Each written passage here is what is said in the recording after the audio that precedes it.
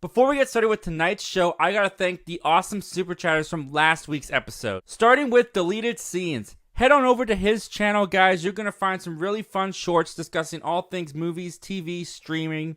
There are a bunch of fun little videos that he puts together over there, and I think you'll really enjoy them.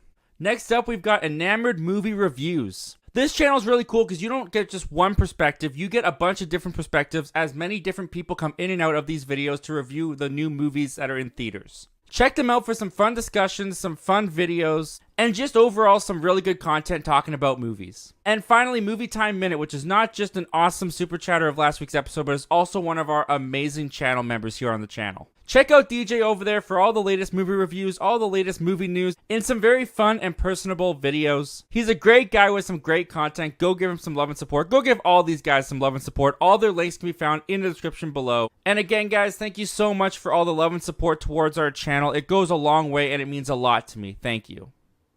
Tonight on Zach Milne Talks Live, guys, we've got a great show here to... Hey, a second. We got some great topics here tonight on the show, guys. Disney Plus, they're making our dreams come true. They are releasing their content on physical media, baby. Godzilla is moving from the big screen onto the small screen on an Apple TV Plus TV show, and we just got some updates and details about that show. We're going to discuss them tonight. Blue Beetle did not do very well at the box office as a lot of us predicted. Why didn't it do so well, and does it have a chance to get some legs and make its money back? We're going to discuss all that as well. Ahsoka premiered last night on Disney Plus. Their first 2 episodes. We're going to give our reviews, my thoughts on that. Being a non-Rebels fan, I'm going to tell you what I thought about that show. And yes, we are giving away a digital copy code to The Flash for one lucky US viewer tonight. Look out for the Blu-ray coming out on August 29th, and thank you to Warner Brothers for sending me an early copy. I really appreciate that. I love this movie.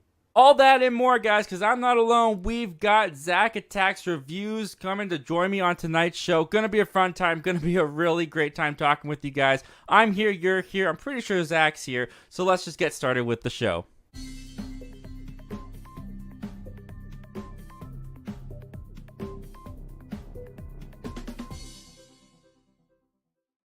What's going on, guys? Welcome to Zach Milne Talks Live. Welcome everyone who's coming back. It's great to have you back again, and welcome everyone who's here for the very first time. If you enjoy the show, why don't you consider joining our community and hitting that subscribe button? We're trying to hit 2,500 subscribers over here on the channel. We've crossed 2,000. I cannot believe that we even got that close to the goal, guys. So you have all been so amazing. And if you want to help us get to that goal, if you want to join a community, we totally welcome you to do that. If you're new to the show, by the way, and you don't know how this works, as mentioned before, we got predetermined topics for tonight. In between each topic, we're going to be taking your live comment and questions. And if you want to support the channel with a super chat, I like to say more than just thank you. And I know a lot of you guys have YouTube channels out there of your own. So we have a little super chat guide here. If you want to send in a super chat for $1.99, I will create a community post at the end of the show shouting out your channel, putting a link to it and everything. For $2.99, you get the community post as well as the link of your channel in the description of this video. And for $4.99 or more, you get the community post, the link in the description of this video and next week's episode's video. And you get a special video shout out at the beginning of the show like you saw tonight. But as always, guys, super chats are not required to get your question or comment answered. Also, just to let you guys know, in case you don't know yet, we did launch a new show on Saturdays. It's through our channel membership exclusive called Members Talk Live. For $6.99 a month, you can appear on the show. We talk about one topic for 1 hour.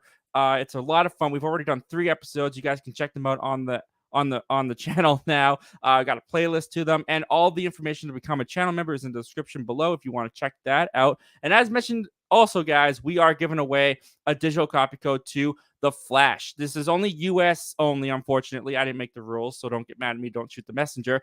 How you're going to do that, though, is you are going to want to go to this website. Go to wb.com/redeem-movie, and you're going to want to keep that website up for the remainder of the show because you're never going to know when I'm going to drop that code. You know, I could drop it now, but I'm not going to. Someone almost got you. All right, guys, let's start clowning around. Let's stop clowning around, I should say, and let's bring in my esteemed guest here today, guys. Fresh off of 600 subscribers, we've got Zach Attacks Reviews. Esteemed, I like it. Esteemed, it just kind of came out, man. I guess that's how I feel about you. How's it going, man? Good. I'm great. I was just dying laughing through that whole intro. I was like, this guy, he's too good. Oh shucks, come on. I'm faking everything. Fake it till you make it. And To that 2,500. hey, I mean the You sub, guys. presentation appears to be going well. So yeah, speaking of you guys, we got a lot of people in the chat already, so Yeah. we should get in here, see what people are saying. We got Space Viper in here saying, "Wait, really? Let's go." Well, I'm assuming you're referring to the title of this video, which is yes, Disney Plus releasing physical medias. We are going to talk about that very, very soon. But welcome to the show, man. Thank you for joining us tonight. Yeah. Great name. I love that name, Space Viper. Just rolls off the tongue. Trev's reviews. What's going on, Trev? Thanks for being here tonight, man. I was wondering if you heard about this. I'm so freaking happy about it. One thing I asked though, they also need to put Chip and Dale Rescue Rangers, the movie, on 4K Blu-ray. Yeah, they haven't put everything out. They've only selected select titles, but I would love to own that movie too. Chip and Dale, dude, that was an underrated movie last year. Did you catch that one? Wait, the one where they were different animations and stuff like that? Yes. That movie was so good. That movie was great. Like the Who Framed Roger Rabbit of the 21st century. Yeah, and barely anybody watched it. Like, is that even right? Are we're still in the 21st century, right? Was Who Framed Roger Rabbit in the 21st century? I don't know, man. That's why I do YouTube, guys. I'm not very good with history. 80s kid from the 90s. What's going on, man? Thanks for being here tonight. Zach and Zach, what's up? That could get confusing, but I won't let it.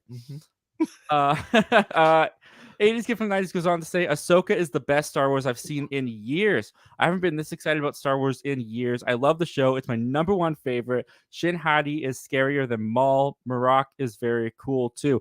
Okay. I was like, I don't know who Shin Hati is. Did I watch the right show? But no, I only know Shin. I only know the first. Well, we're not going to get into it too much because we have a review coming later on in the show. But I'm very glad that you enjoyed it that much, man.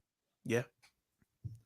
80s Kid from the 90s goes on to say, it's good to see Chopper, Sabine, and Hera in live action form. It's really cool that Morgan Elsbeth is a Knight's sister. I'm glad the title crawl is back too. I mean, I said that. Yes, absolutely. Something so simple. I was gonna save this for later, Zach, but I'm gonna ask now. Did you watch Rebels, or was Ahsoka? Did you watch it without knowing Rebels? I've never watched Clone Wars or Rebels. All right. Okay, so we're in the same boat then. We're in the same boat. Yeah, we'll get into it more. We'll get into it more later on in the show. 80s Kid from the 90s. I made a review for the premiere, so please check it out. I'll be sure to check that out. And as soon as, well, maybe not as soon as we're done with the show, but sometime this week, I'll definitely I'll check that out. Yeah. 80s Kid from the 90s. Yes, I had Blue Moon ice cream while watching the premiere. Wow, dude, you went all out. I just sat on my couch in my underwear, but maybe that's information. Let's move on. Yeah, real personal after dark. After dark. Toxic Gamer 331. Olo Toxic Gamer. Thank you for being here tonight, man. 80s Kid from the 90s. I'm definitely getting Mandalorian season 1 and 2. It is the way of the Mandalore. The only thing about this is how expensive these are going to be. Yeah. The only thing I've thought about is like, it's awesome. Am I realistically going to be able to pay for them? Exactly. That's what's good. I'm gonna have to like get one a month. Yeah, I know, right? Oh man. Screen Zen reviews. What's going on, man? Thanks for being here tonight. What's up, chat? This is gonna be good. Oh yeah, man. I'm excited. We got a great show. 80s Kid from the 90s. The scene where Shin Hati is surveying the area reminds me of Phantom Menace when Maul was surveying on Tatooine. I got the same feelings. I guess like the episode came out like over 24 hours ago, so I guess spoilers are okay in the chat. If you're gonna watch Ahsoka, I assume you had time within 24 hours to watch it by now. So yeah, I'll allow it. I'll allow some spoilers in the chat. We just got a super chat, by the way. We got a super chat by our amazing channel member, Movie Time Minute, dude. A $9.90. Dude, thank you so much. I only have a few minutes, but I just wanted to say it's so nice to see so many succeeding in their YouTube journeys. I sometimes feel I'll never get there myself, but you all give me hope. Thanks, Zach. Oh, dude, that's so nice. And dude, honestly, like I've been doing this for 4.5 years, and I've definitely been where you're at. I definitely have felt that. I'm sure Zach can relate to that as well. He's been doing this for quite some time as well. Important thing, dude, is keep having fun. Keep letting this exercise your creativity, your creative mind, and you're really good. Let me just say that you're really good. So keep going, man. Keep going, and And thank you just to so much. expand on that a little bit is also like research Hmm. what you're doing, have fun, and try to improve a little bit every video on every level. Yes, Thumbnail, absolutely. content, titles, and eventually you'll see the progression. It might not be in the first month, maybe not even the first 2 months, but eventually you'll see like, "Oh, wow, I got better." Yeah, and that's one of the most rewarding things too on YouTube sometimes, like because comments and likes and all that stuff, they're not guaranteed. But man, Mhm. the feeling of being proud of what you put out, or like like finishing editing a video and just Oh being boy. like, man, I like this. Like I personally, did good. I did good with this. Like that's My such cut was a actually great good. feeling. It didn't chop Yeah. up bad. Look at that. I made sure I didn't get the blink in there that time. That's awesome. Oh my Dude, This is why I love having YouTube friends. some of my older videos is just like the edit is so off. It's like, so Iron Man came out in 2008, and then it's like it jumps back, but my Just head goes down like, a oh cheap man. plug real quick. I'm doing a Q&A for my 600 subs celebration, and I Woo! decided I'm going to roast myself. I'm gonna go watch older videos and, like, look at different parts and see how far I've come. Oh, dude, that's brilliant. That's gonna be I'm fun. I'm gonna be watching that. That's awesome. Well, thank you again, DJ. Thank you so much for that super chat, Yeah. man. You've been so generous to this channel, man, and I really appreciate it. Where do we leave off then? Oh, hardcore reviews. I have arrived. Well, welcome, man. Thanks for Thanks for joining us arriving. tonight. It's great to have you here. Toxic Gamer 331. I think Blue Beetle will be successful outside of North America. I don't know if I agree with that. Usually, people of color are not successful outside of North America. Even if you look at, like, Yeah. Black Panther, it didn't do as great as it should have at the box Yeah, and office even outside. like even just like the comic book genre in general, Yeah. I don't think the international numbers are always great. No, Sometimes. like, domestically, it usually makes most of its money domestically. Yeah. Yeah. Yeah. Absolutely. VFG movie reviews. What's going on? Thanks for joining us. Ahsoka E1 was so damn good, man. I mean, we'll get into it, but Yeah. yeah, we'll find out what we thought later. 80s kid from the 90s. I can't wait for Thrawn. You know what's funny is I have no idea who that is, but I'm kind of anticipating it. I've seen an image of him before, like, online, like, from the Yeah, show. I know he's blue, Yeah, and but he that's kinda it. looks cool, but that's it, I don't know. And he has the title Grand Admiral, which is pretty cool. Good for him. Yeah. Screen Send reviews. Ahsoka was awesome. It started well. Yeah, I Yeah. do agree with that actually. Before we get into our review, I will say I agree with that. Travis Movies. Warner Brothers just randomly sent you a copy of The Flash. Lucky. Every time I ask people why they didn't like or just hated The Flash, they can never give me an actual answer. I mean, Hmm, I've heard a couple. I interesting. mean, I know the CGI. The That's CGI the was a make biggest or break piece. for a lot of people. Yeah. Some people just straight up didn't like the character of Barry Allen, which is fair. I can see where they're coming from when they explain it. I personally really liked the performance and I really liked the character in this Especially movie. the past Barry Allen. I could see people being Yes. annoyed by him. Yes, I I got thought a it lot was about that too. charming, but not a lot of people did. I honestly like that was one of my favorite parts was the older Barry with the younger Barry because it forced the older Barry to calm down a little bit Mhm. more, and I liked that they weren't both zany and weird. Like there was a straight guy and the goofy guy, and I thought that really And it's the worked same well. person. Phenomenal Yeah, performance. I was blown. I thought the performance was really good. And one thing I Yeah. did hear that I do agree with for people who don't like the movie, the ending bit off more than it could chew. Which one? The Oh, Flash. Andy. No, Oh, yeah. the ending. Oh, the ending. Yeah, Oh, the yeah, yeah. ending Because bit off more than it could chew. this is supposed to be a two-part Justice League movie that they were Was trying it? to do.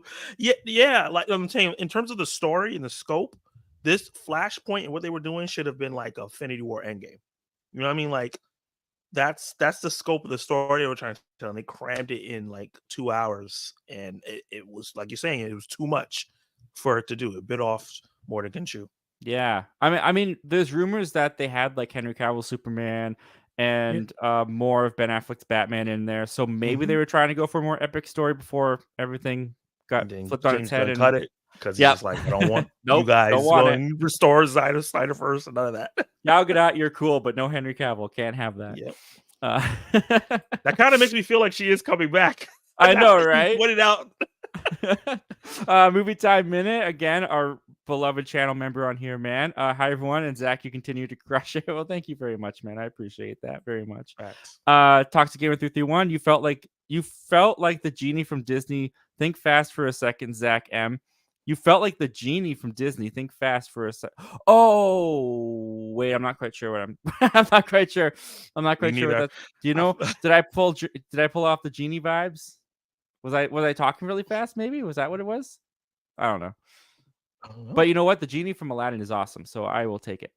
Toxic Gamer 331. No spoilers for Ahsoka series in your review, right? The Zachs. I mean, it's been 24 hours, so maybe Yeah. slight spoil. I honestly, I don't think there's really anything to spoil. To be honest, It's not really I can. spoilerific. Yeah, there's not really anything unless you're like hardcore into these characters and you don't want to know anything that happened to them. Yeah.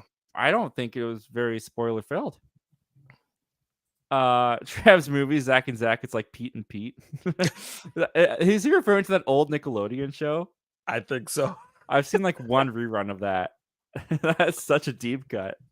Word. Spoiler Kings, what's going on? Again, beloved channel Hey. members. Appreciate you guys so much. What's up, Zach and Zach? What's up, guys? What's up, Thank you for guys? being here. Luke Ponto, what's going on, Luke Ponto? Thanks for being here. What's going on, Zach? Just got home from seeing Blue Beetle a second time. Still awesome. Nice, dude. I was joking earlier. We're on a group chat with Luke, and I Yeah. was like, Luke is going to single-handedly make sure that this movie makes money because he loves it, and I love that he loves it. Every single movie he is. You liked it quite a bit too, right, Zach? Oh yeah, I liked it. I liked it a lot. It was it's probably my favorite superhero movie so far this year. Really? Mm-hmm. Wait, Across the Spider-Verse, Guardians Volume 3. Live action superhero movie. Oh, okay. I'll keep forgetting because that movie is just so like. Hey, I was gonna respect it, man, absolutely, but I was kind of like, really? Across the Spider-Verse. And you liked it more than like Guardians Volume 3 and The Flash and Oh yeah, Guardians. What? Okay, I misspoke. No, Guardians is in my top 10. Okay, it's probably number 3 then. So, yeah, okay, that's pretty good. I'm keep forgetting about Guardians. Felt like it came out last year. Like it feels like it's so long ago. It does, So doesn't it? many I don't know movies came out. why, but I totally agree with you there. It totally does. We just got another super chat in here. We got a super chat from Michael Entity. Michael, what's going on, man? Thanks for being here tonight. $5, man. That's so generous. Thank you so much. What's up, Zach's favorite dark superhero movie with very little humor? Ooh, I'll let you go first, man. That's a good one. That's dark superhero movie. A dark superhero movie with very little humor. I mean, man, that's Batman vs. What's Superman. the definition of dark?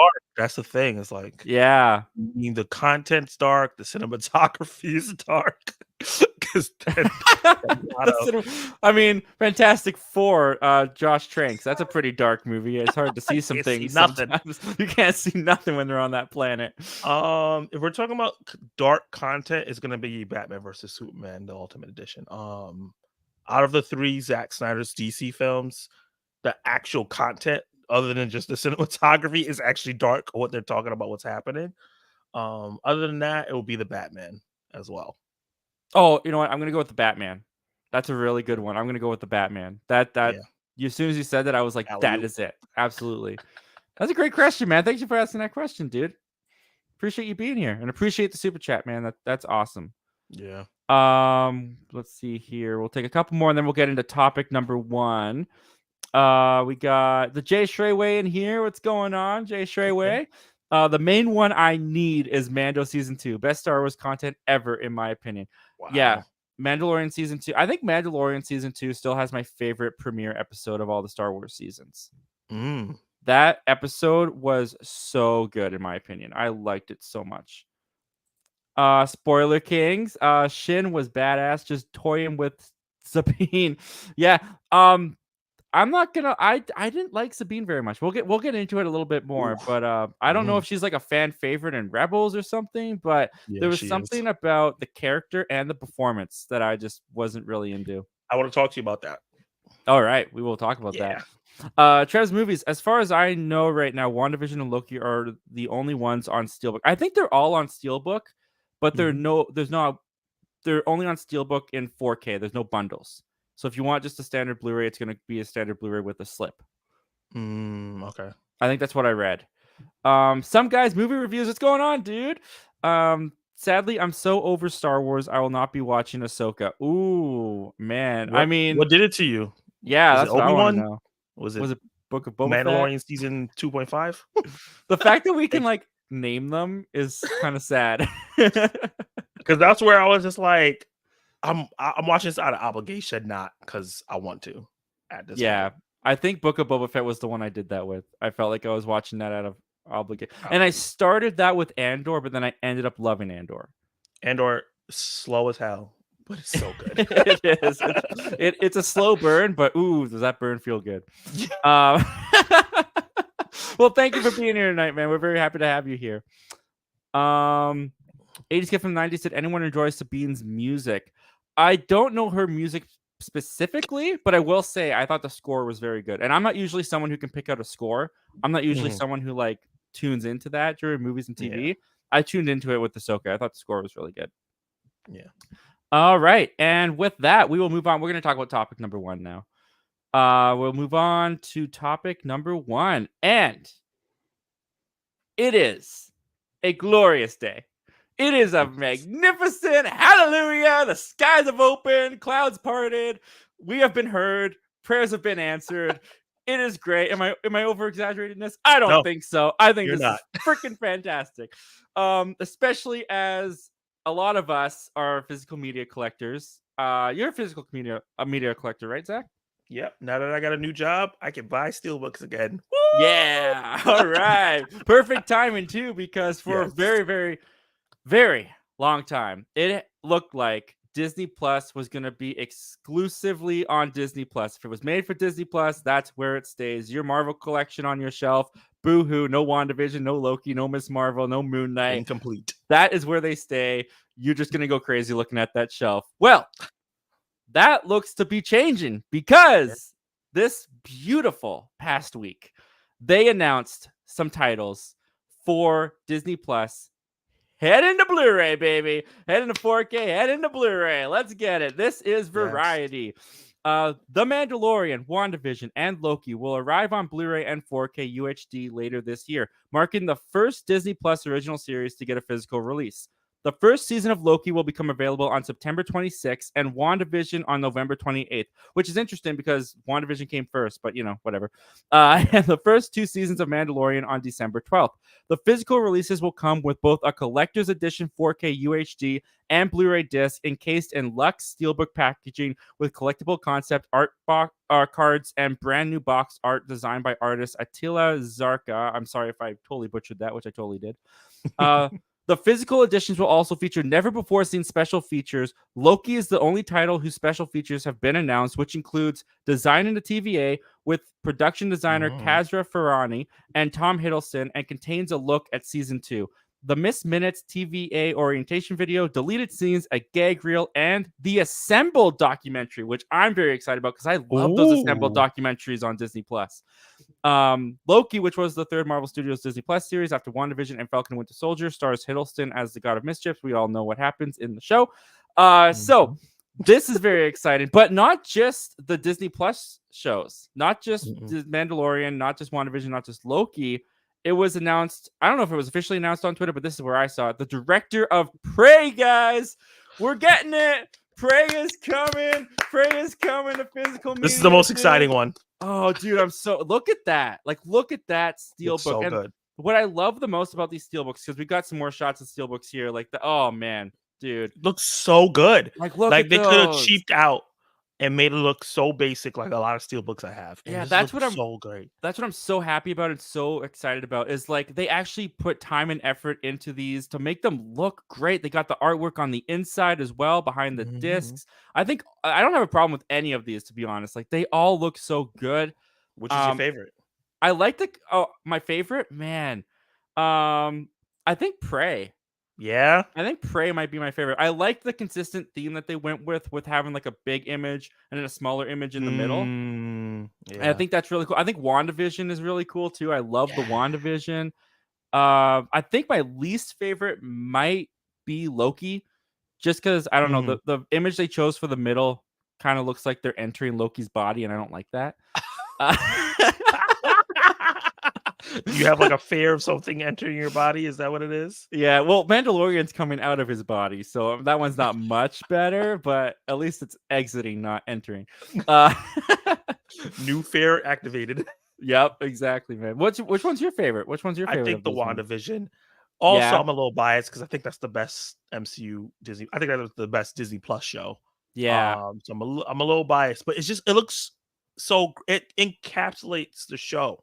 I think that's the main thing. yes, that's a really great point. The feel that they walked through, which was a fantastic moment, is there. If you look at Vision, he's fading away like the last episode. We have Wanda on the right side. That's not her in that last episode moment. That's her in the full outfit. And in the middle, we have the crux of the show, the black and white, their love story, the time jumps, and the TV. It just it encapsulates the show and makes you interested, even if you didn't know what WandaVision was. Yeah, and no one's entering anybody's body, so I like that too. No, but in all honesty too, like I think the one that I'm most excited to get is WandaVision because that was my favorite Disney Plus show, and putting it next to Doctor Strange and Multiverse of Madness, man, is gonna feel so nice to just be like, I Full can story. full story from that one to that one. It works. I'm happy. Now, one thing that I was very and we read about it in the article that I was very interested by is not just they're just slapping this on a disc and putting it out there. We're getting special features. Like they're actually Yes. doing exclusives on this thing, which that makes me really excited. That makes me happy. Now, going to the flip side of this, Mhm. what the heck? Like what why? Like thank Oh, you, okay. but you just stopped putting physical media out in Australia. Yeah. Like why all of a sudden do you think they're doing this now? Like I'm thankful for it, but I can't Yeah. help but scratch my head a little bit like what? What do you think? Uh, Why do you think these specific titles and why do you think specifically now? okay. Specific titles, I think these are their 4 most popular seasons that they've Mm, had. 'Cause I watch, this thing called Movie Math that charts stuff that happens on Nielsen. Loki, Mandalorian, and WandaVision are the ones that charted the highest of all their shows, and except Bluey, because that's just a juggernaut.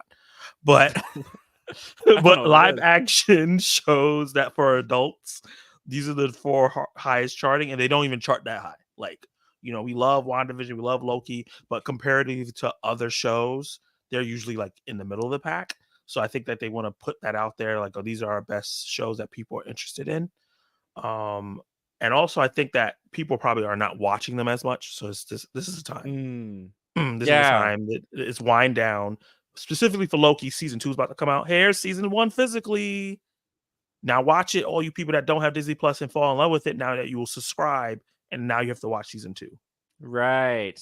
Agatha is coming out. That's is the direct sequel to WandaVision. That should be coming out in the beginning of next year. WandaVision is coming out later in the year. Buy it, watch it. You may want to go see what happens in Agatha Covenant of Darkness or whatever name they changed it to because it's the 17th name now. Yeah. So I can see the multiple parts of it of like, okay, these shows are not getting really talked about anymore or watched on Disney Plus. Let's put them on physical media. We can juice some more money out of it. Then it also might get those people who won't go to Disney Plus to watch the second seasons or spin-offs of it because WandaVision is getting that and it's also getting Vision Quest. So it can be like a through line to get those because there's a lot of people who will not go and subscribe to Disney Plus for no reason. Like they like, I'm not doing it. So this might get people to like, okay, these shows are actually really good. maybe I'll go watch the next season on Disney Plus and subscribe, and maybe I might stay because I might find something else. Yeah, I definitely think you're on something there about these being the oldest. I mean, they've been on Disney Plus for, I mean, WandaVision's like 2 years now, I think. I think it Or launched, right? is it just yeah, I think it was with the launch. I mean, Mandalorian definitely. Mandalorian was with the launch. So that's the Yeah, oldest. yeah, So that definitely at the point where it's like, well, no one's subscribing to watch this for the first time, or maybe limited people are. A lot of people yeah. have been clamoring to get these physical media. Zach Milne over there won't shut up about it. Maybe maybe we should just release them for him. Maybe he'll buy it and give us some money. He's over And here so, giving WB cred.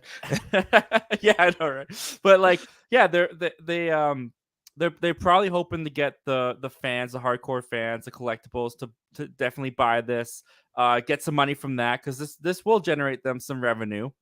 Yeah, Which I've always thought, like, why not just put it on physical media and get some money from that? But it's interesting too, because like, if to your point, if they were just like trying to promote these shows again to get people to watch it before Agatha, before Loki season 2, I mean, you could just make some kind of promo or something on Disney Plus of like, hey, watch WandaVision again before this. Like, there's so many cheaper ways and easier ways to get people onto your service for your next season without doing this. But hey, you know what? I don't even want to dissect it too much, because for once the studio heads are doing something that I wanted for a very long time, that many fans wanted for a Yeah. very long time, and they're Also, giving it to us. Lionsgate also came out and talked about how much money they made off physical media, and I think They that saw might that push the cheddar. streaming services to kind of like, oh wait, they made a couple $100 million off of physical media. People still buying this? Okay, let's put some investment in it. I think maybe that's part of it as well. Yeah, absolutely. Well, I mean, the thing is too is like these have been done for a while. Like deals like this and getting the artwork done and getting it ready. Like they've had this like months and months and months Oh in yeah. advance. So yeah, I don't even want to question it too much. I just want to love it. And so Yeah. the question is for you guys: what are you guys gonna get from these? Are you gonna get the Mandalorian set? Are you gonna get the WandaVision Loki set? Are you gonna get all of them? How stoked are you for this, or do you not care at all? Comment down below. Let us know all your thoughts and opinions, guys. And let's take a look at what you guys are saying about this. All right. Wow, we got a lot more comments coming in here. The House of Nerd Show. Heyo. Well, heyo, guys. Thank you for joining us tonight. View with Drew. What's going on, Hey, Drew? man. Hey, everyone in the chat. Well, hey, Drew. Thank you for being here. The House of the Nerd Show. Zach forced me to come check this out. Well, thank you very much, man. I appreciate that. Movie Time Minute, thank you for the kind words. My time to make videos is currently limited, but I will definitely take y'all's advice and keep improving. Yeah, I mean, that's the thing too, right? Is we got to remember that this is all just a hobby for us, and we gotta make sure we don't over prioritize this when we should be doing other things. But yeah, absolutely do. Whenever you can have fun with it, keep going. Yeah. Spoiler Kings, Zach Attacks. That's awesome. Roasting yourself with old vids is fun. I'm really excited for that video. Yeah, that's gonna be fun. Do we have a date? Do we have a date announcement? Exclusive breaking news. My live streams are usually Tuesday, but because Ahsoka decided to come out and completely mess me up, I was already competing with Luke Ponto. Now I gotta compete with Star Wars. Like, I might have to move until Ahsoka's done, which is what, 6 episodes? So a couple weeks. I think it's 8. Oh, you're killing me, man. Well, it's 2 episodes now, so 6 more weeks. Dude, just move it to Wednesday. If you can't beat them, join them. Do watch-alongs for Ahsoka. That's true. Right? I might have to do that. That might be fun. Jared Runner, hello. Well, hello, Jared. Thank you for joining us tonight, man. Happy to have you here. Screens and Reviews. Hey, Zach and Zach, are there any movies you're looking forward to for the rest of 2023? Yeah. I cannot wait to see Barbie and Oppenheimer. What? I still haven't seen them. Yeah, busy guy. Busy me.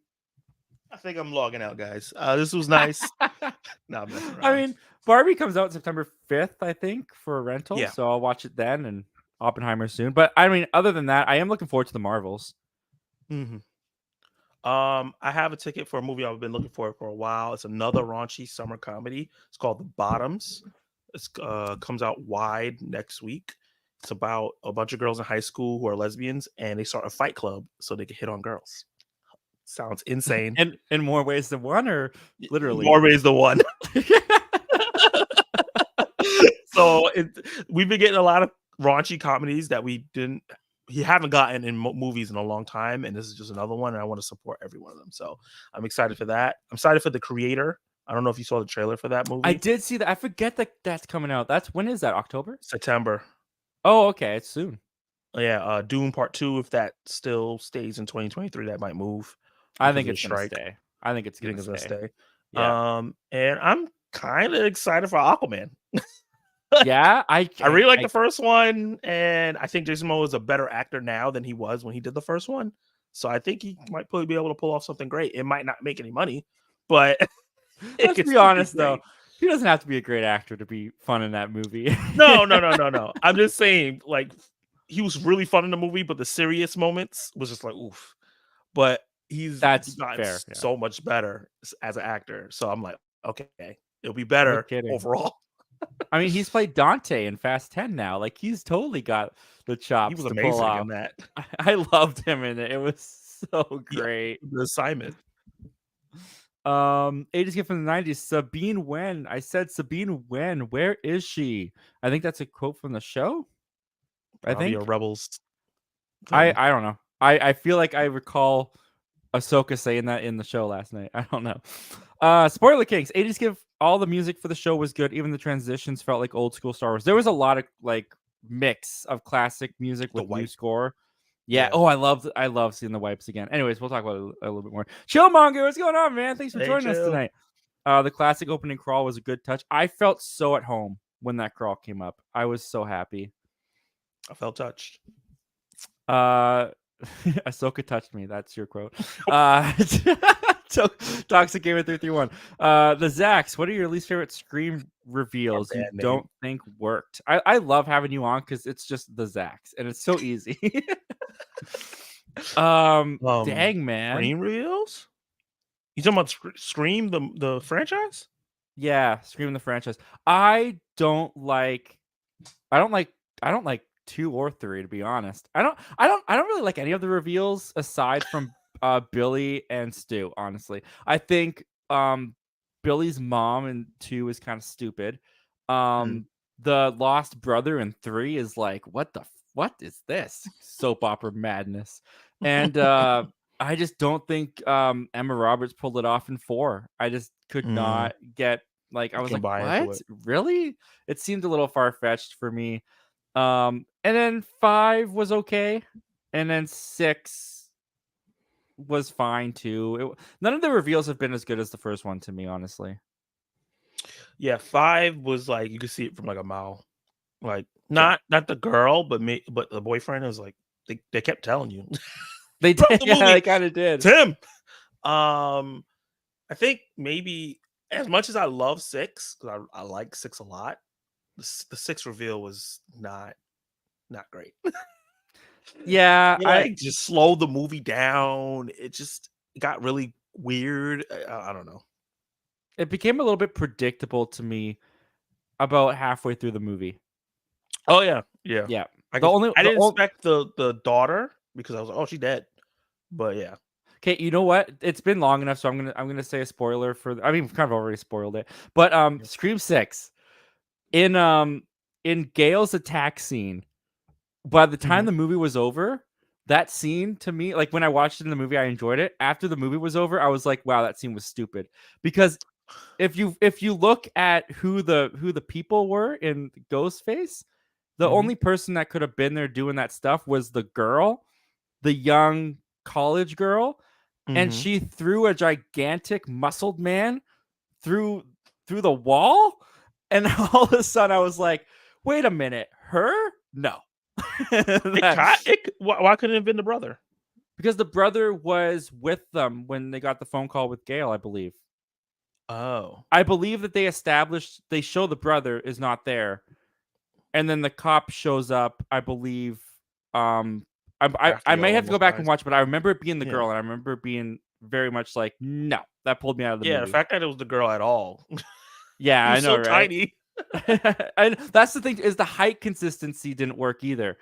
Yeah. Like at all. I don't know. It was a fun movie though. I really enjoyed it. Yeah, you can't take Scream too seriously. No. VFG movie reviews. What's up, boys? Congratulations. Yeah, 600 subs. Oh, thank you.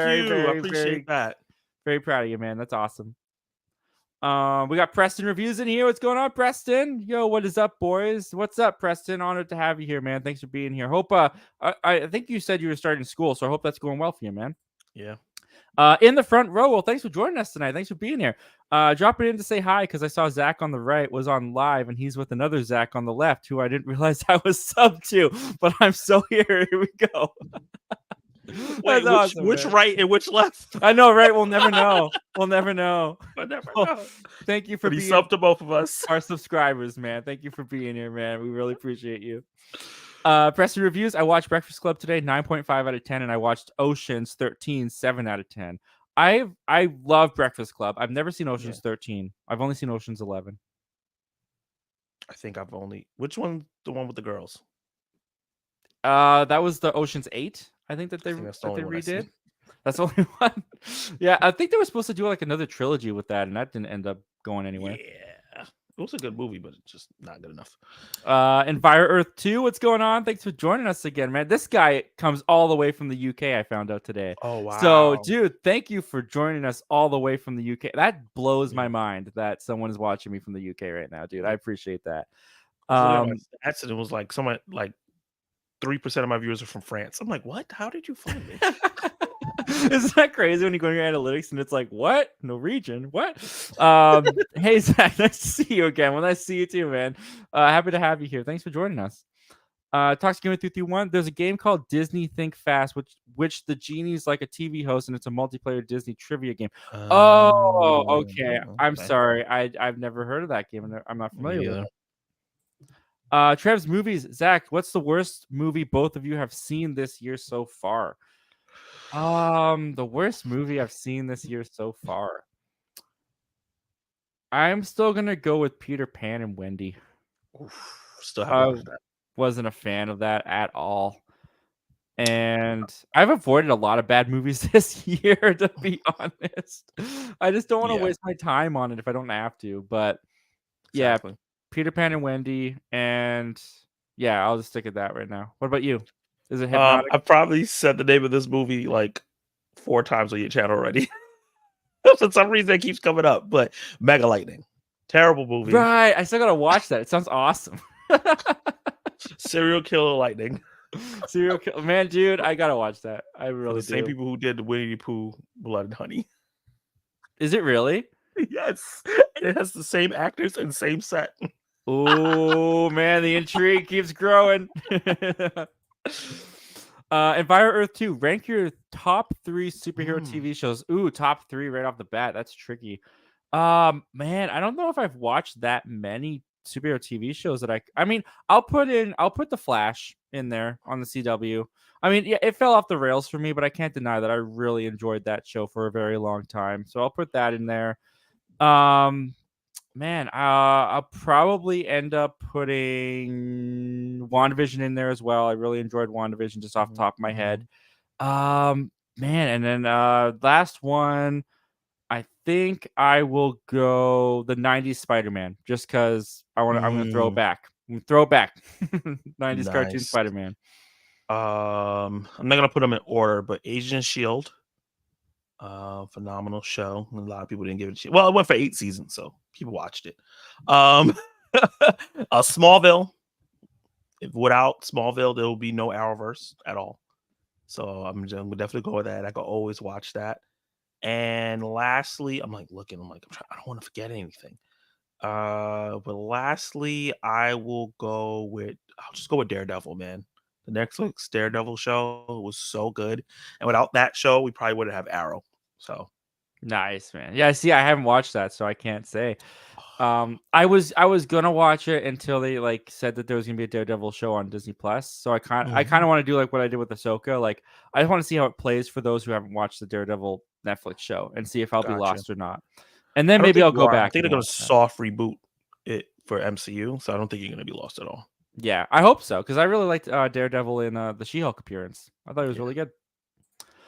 Spoiler Kings, I love Blue Beetle, but Guardians of the Galaxy 3 is better. I agree. Oh yeah. I mean, way better in my opinion. Preston reviews today got all the Turtles from Mutant Mayhem, Blue Beetle action figures, and the Flash action figure, and the AMC Blue Beetle backpack, and watched Strays. You had a Wow. great day. You had a Yeah. really great day. It sounds like. I wish I had your day, man. Me too. Jeez. Toxic Game 331. I liked it a lot, but I thought villains were weak, and I feel as if they could have explored the relationship between Zolo and the suit a little bit more. Dude, completely agree. Completely agree with everything you just said. Yeah. I didn't hate the movie by any means at all, but it did not leave much of an impression on me. And that was my biggest issue, was the relationship between Zolo and the suit. Spoiler Kings was Blade was dark without much humor. That's a really good pick. Blade is a good pick for that. One of the most important comic book movies of all time. That no one references enough. Yeah. Enviro Earth 2. Do you think Daredevil could have a cinematic movie? Why is he only used for TV, excluding No Way Home? I mean, I think that's only because he appeared on the Netflix series. Mm-hmm. I feel like that's the only reason why they're trying to continue. I don't know if it's a continuation of his story from the Netflix show though. So that's kind of the confusing It can't part. be. They cut to his main supporting characters. So unless they just years have passed and they've fallen out, I guess they could do that. But oh yeah, he's dead. Foggy just fell down a well. He's gone. He does look like a type of person that would fall down a well. I have seen Daredevil. Huh? I have seen the first episode of Netflix Daredevil. I should clarify that. Yeah. I was like, how do you know Foggy? If you I do think Daredevil can have a Batman-like movie, like the Batman. I think if someone really loved the character, like Matt Reeves loves the character, and took a comic run like how Matt Reeves took a comic run and just brought it to life for 2 hours, I think it could have an amazing movie. I will say, seeing how the last Daredevil movie we got was with Ben Affleck, yeah, it's time that we get another Daredevil movie. Yes. It really is. I know you tried to watch that recently, right? I did watch it. And you know what ended up happening? I ended up watching because I have the Blu-ray, and apparently the Blu-ray only, or maybe not the Blu-ray only has, but the only Blu-ray I have was the director's cut. So that thing ended up being like 2 hours and 15 minutes long or something like that. And then I found out after I watched it that it was the director's cut, and the theatrical cut is like an hour and a half. And I was like, are you freaking kidding me? My brother was so mad because I had him watching it with me. He's like, you mean we could have been out of here an hour ago? 45 minutes wrong. Sorry. Yeah, it was rough. Preston reviews the Zachs, not the Zacharies. No, not the Zacharies. We ain't in trouble. No, we're in trouble. Preston reviews Zach Milne. Did you ever go back to watching Mario last night? Oh, what a crossover. Yeah. Honestly, no, because I have a sense of humor that some people like and some people don't, and sometimes it works for me, sometimes it doesn't. I thought it'd be funny because I jumped on his stream. We're talking about Zach, by the way. Zach did a stream last night before watching along with Mario. I saw that he was live, jumped in, noticed that the stream was over and he had finished the movie. So I decided that I was going to act like I was just starting the movie, and all of that was from memory. Oh, that's really impressive. I thought I was like skimming through the movie. No, I was like, what happened? Okay, I know Bowser comes in at the start. Okay, I know there's penguins. Okay, then there's a commercial. Yeah, and then I got lost, so I stopped. This guy's good. 80s kid from the 90s. Sabine is known to be very rebellious and stubborn as a Mandalorian. She came across like that in the show. I'll say that. Oh, no. Movie time minute. Blue Beetle is number 3 on my favorite comic book movies this year, so far behind Across the Spider-Verse and Guardians of the Galaxy 3, but I still very much enjoyed it. All right, you guys are about to hate me. Ooh. How many comic book movies have there been this year again? There's been Ant-Man. There's been like, including Mutant Mayhem, I guess, too. Oh, that counts? Yeah, it's comic book. Yeah, I guess. Is it 7? Ant-Man and 7? Really? What am I missing? I don't know. Maybe I have it wrong. I know Ant-Man came out, right? Did any Marvel drop any other movies this year? No, not movies. So Guardians. No, Guardians of the Galaxy. Ant-Man, Guardians, Across the Spider-Verse, Shazam, The Flash, Shazam, okay. Mutant Mayhem, Blue Beetle. So that's 7, right? Yeah, 7. Okay. Blue Beetle's my number 6. Blue Beetle's my number 6 of the year. Well, this was fun, guys.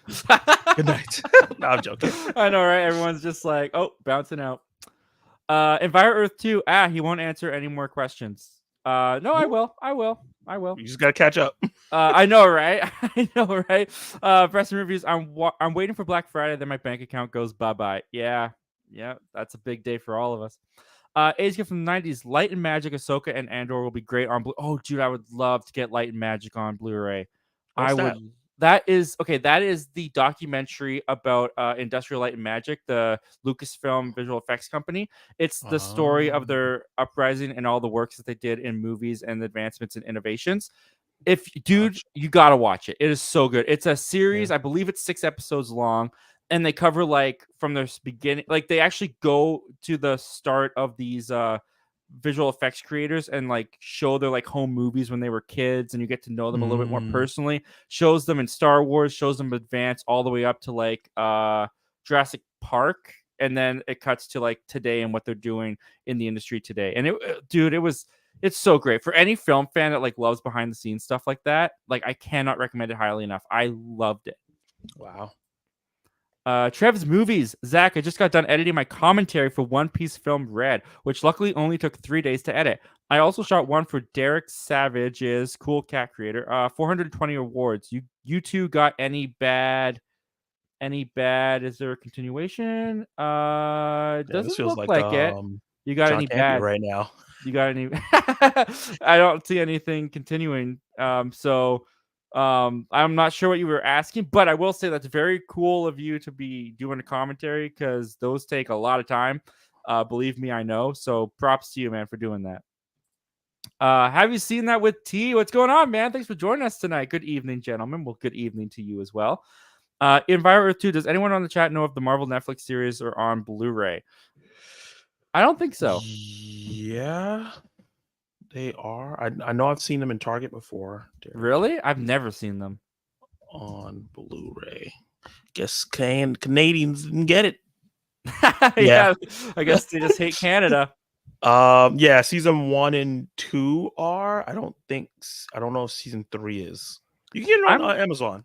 I'm still waiting for Stranger Things season 3 to come out on Blu-ray. I've got season 1 and 2, and I'm waiting for 3. If they haven't put it out, 3 hasn't. Okay. I don't think it has been.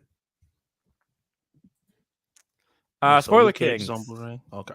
Yes, some Disney Plus 4K. I'm 100% getting Mandalorian season 1 and 2. Nice, man. Yeah, I would love to get them, but I really feel like these things are going to sell for like $50 a piece. Oh, 100%. So I'm going to spend my $100 on WandaVision and Loki so I can have that in my Marvel collection. Feel a little bit better when I sleep at night. Preston reviews. I already have Mando on DVD. Yours truly, eBay. Well, I don't think you have the legit Mando, but that's awesome, dude. My man went fishing. He was like, "How are you, mateys?" Preston reviews. I'm too poor for Steelbook and $20 DVDs. Yeah, man. Sometimes these things are just so expensive. I hear you. Chillmonger. Just make the spines create a picture when they connect. Collectors can't resist. Oh, dude, that's so true. Yes, that is so true. I would love to have that. All right, we're gonna move on now. We're gonna move on to topic number 2. Where am I going here? Oh, whoops, wrong one. Nope, that's the right one. There we go. It's live, guys. It's live. Topic number 2, guys. So, the Godzilla MonsterVerse movies have kind of been like the underrated Marvel, or not Marvel Cinematic, but cinematic universe going on right now. I feel like they put out pretty decent movies. They do pretty well at the box office, but no one really talks about the universe all that much. And the last one we got was Godzilla versus King Kong, which was back in 2020. And it's kind of been silent since. Well, yeah, we found out a little while ago that Apple TV was doing a series based on the MonsterVerse with Godzilla. And today we got some updates on that series, and this comes to us from the Hollywood Reporter that says the show is going to be called Monarch Legacy of Monsters, will span 3 generations and center on 2 siblings who follow in their father's footsteps to uncover their family's connection to the secretive organization known as Monarch, the kaiju tracking group featured in Legendary's MonsterVerse films. Related stories, the siblings' research eventually leads them to Army Officer Lee Shaw, played by Wyatt Russell, as a young man in the 1950s, and Kurt Russell in the show's present, which is set after the events of 2014's Godzilla.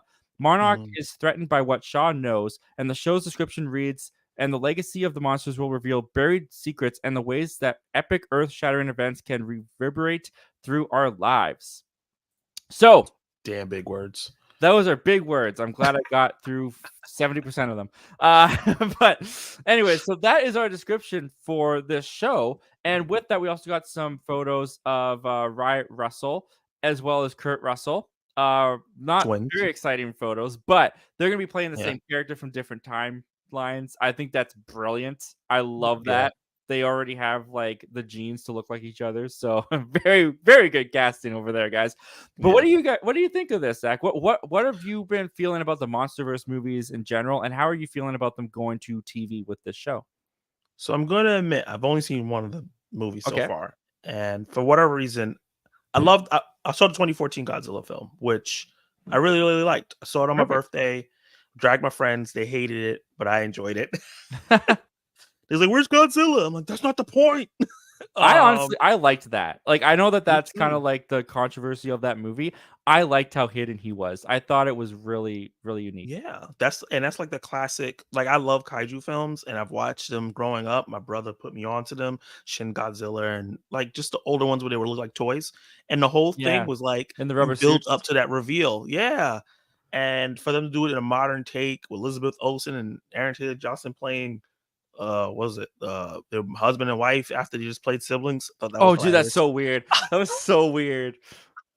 Although They- I think they played the siblings and then oh no, they played husband and wife and then went on to do the siblings because I think Age of oh Ultron was yeah, 2015.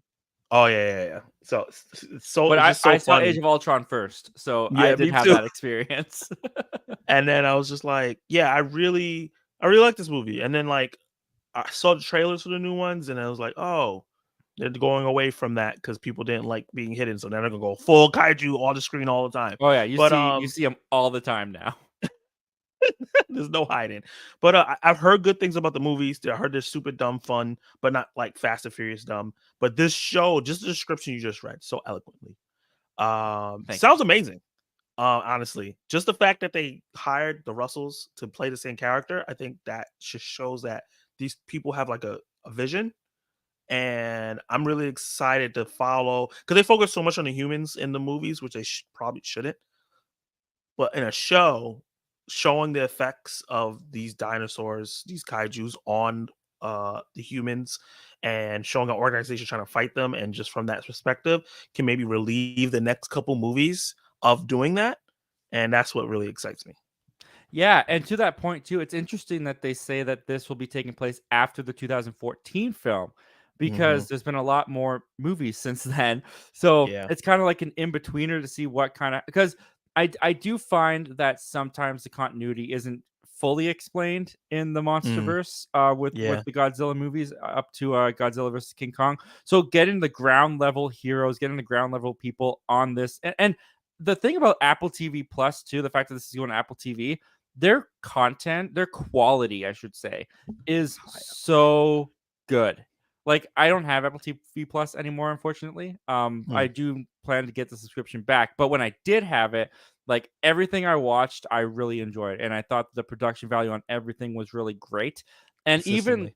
even like the images that you get of like Godzilla from this and stuff, like he's looking really So good. He good. looks Yeah. really good, and I do have that little bit of like fear though that the show is gonna really highlight Godzilla, and then Godzilla may not be the budget may not Mm, have Godzilla in there very much. It might make yeah. some people a little disappointed. I can see that. But the like you were saying, the premise of the show, I think it's really cool that they're going to be jumping back and forth from the 50s to the present day using these actors. I think is smart, and it's also going to. I like I like when stories tell parallels like that. Like it happened back in this day, and now we're flashing forward to the present day, and the same kind of things happening. I really like when they do that. If they can execute that well, I think it'll be a really interesting Brilliant. story to go on. Yeah. They execute in a way where by the last episode, you're like, "Oh, this is happening now in the present because this happened in the past." And you see like every episode is like, "Why is this happening?" And then the past episode part comes up, and you're like, "Oh, they can take you for that ride." Wow, just having kaiju's apparently coming in like one time an episode. I think it'll be really great.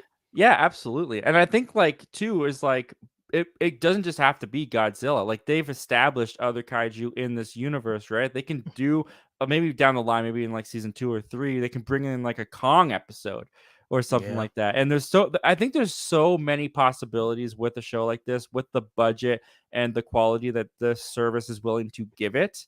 yeah, I think there's a lot of Godzilla and kaiju fans that are going to be very very happy with this. gonna eat it up. Oh yeah, man. And I'm gonna be there. I'm gonna watch this. I'm Yeah, excited. me too. What do you I'm guys think binge of this? all the movies before I watch it though. Yeah, luckily it's not that hard though. I think there's only Yeah. 4. I think there's Godzilla. I think there's a 2. There's a Kong Skull Island, and there's a Godzilla versus King Kong. So you Okay. only got 4. So I think you're good to go, man. Yeah. What do you guys think of this news? What do you guys think of a Godzilla series heading to Apple TV Plus? Are you excited for it? Do you think he only belongs on the big screen? Comment down below and let us know all your thoughts and opinions about this, guys. And let's see what you guys are saying about this news. All right, we got a lot of talk about the Steelbooks going on. We got Enviro Earth 2 saying the Prey Steelbook reminds me of Tomb Raider box art. Okay. I'm not quite sure what you're referring to, so I can't really say yes or no to that, but that's cool. Toxic Gamer says those steelbooks look beautiful. Completely agree. Preston Reviews says Loki might be my first steelbook. Nice. I mean, hey, look, people are entering his body, but that's not a bad one to start with. BFG movie reviews. The Disney Plus title should have been on the Disney Movie Club as an exclusive. I'm not quite sure where they're selling, to be honest. I think Prey was Best Buy. I think that was confirmed to be a Best Buy exclusive. I Probably. couldn't find That's information a Hulu on thing. the other ones.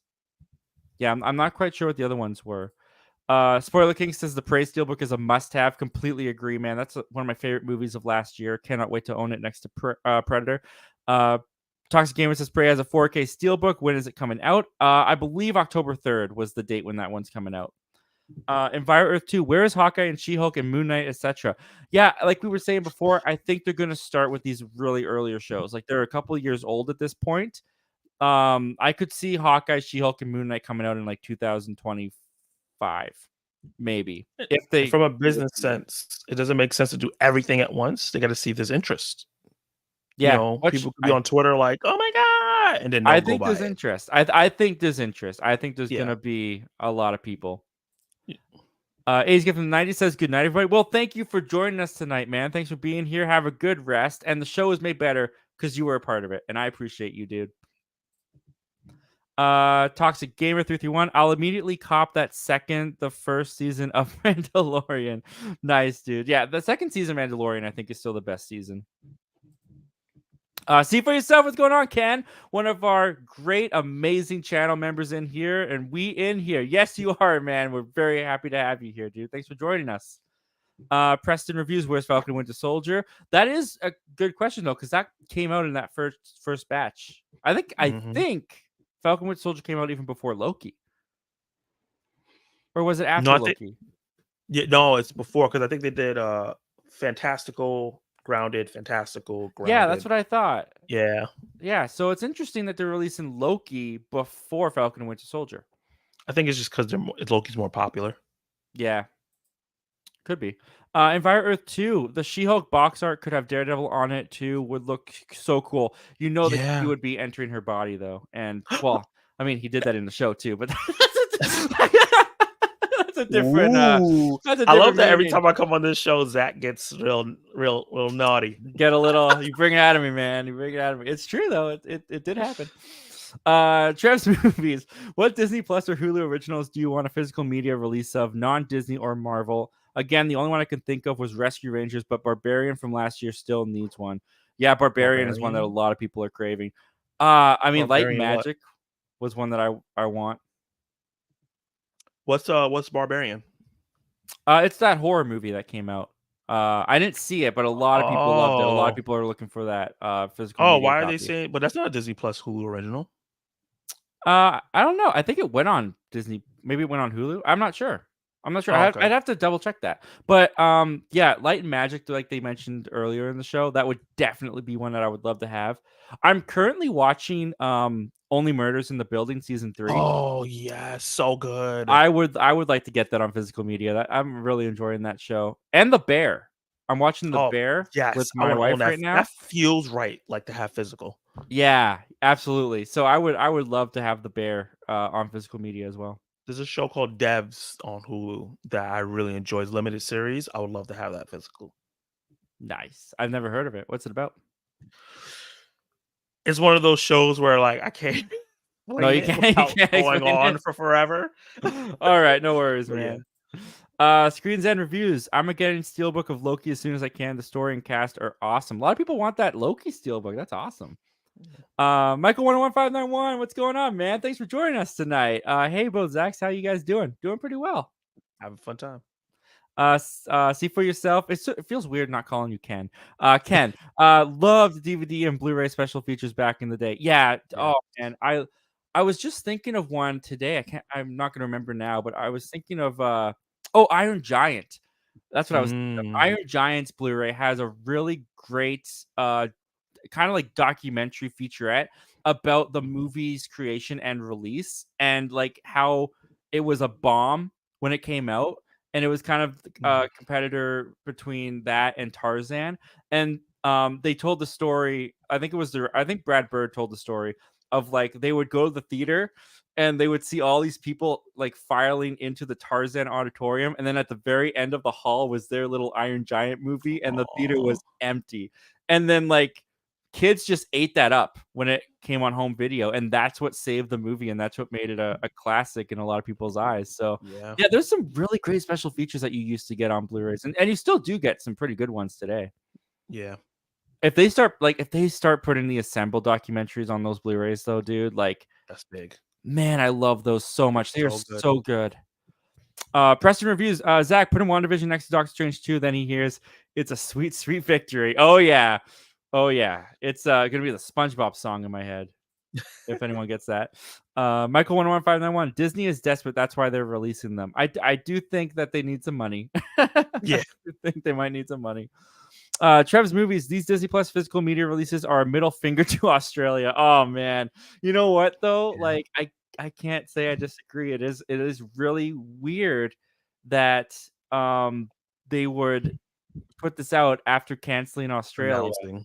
You know, it Yeah. just seems like it does seem like an FU to Australia.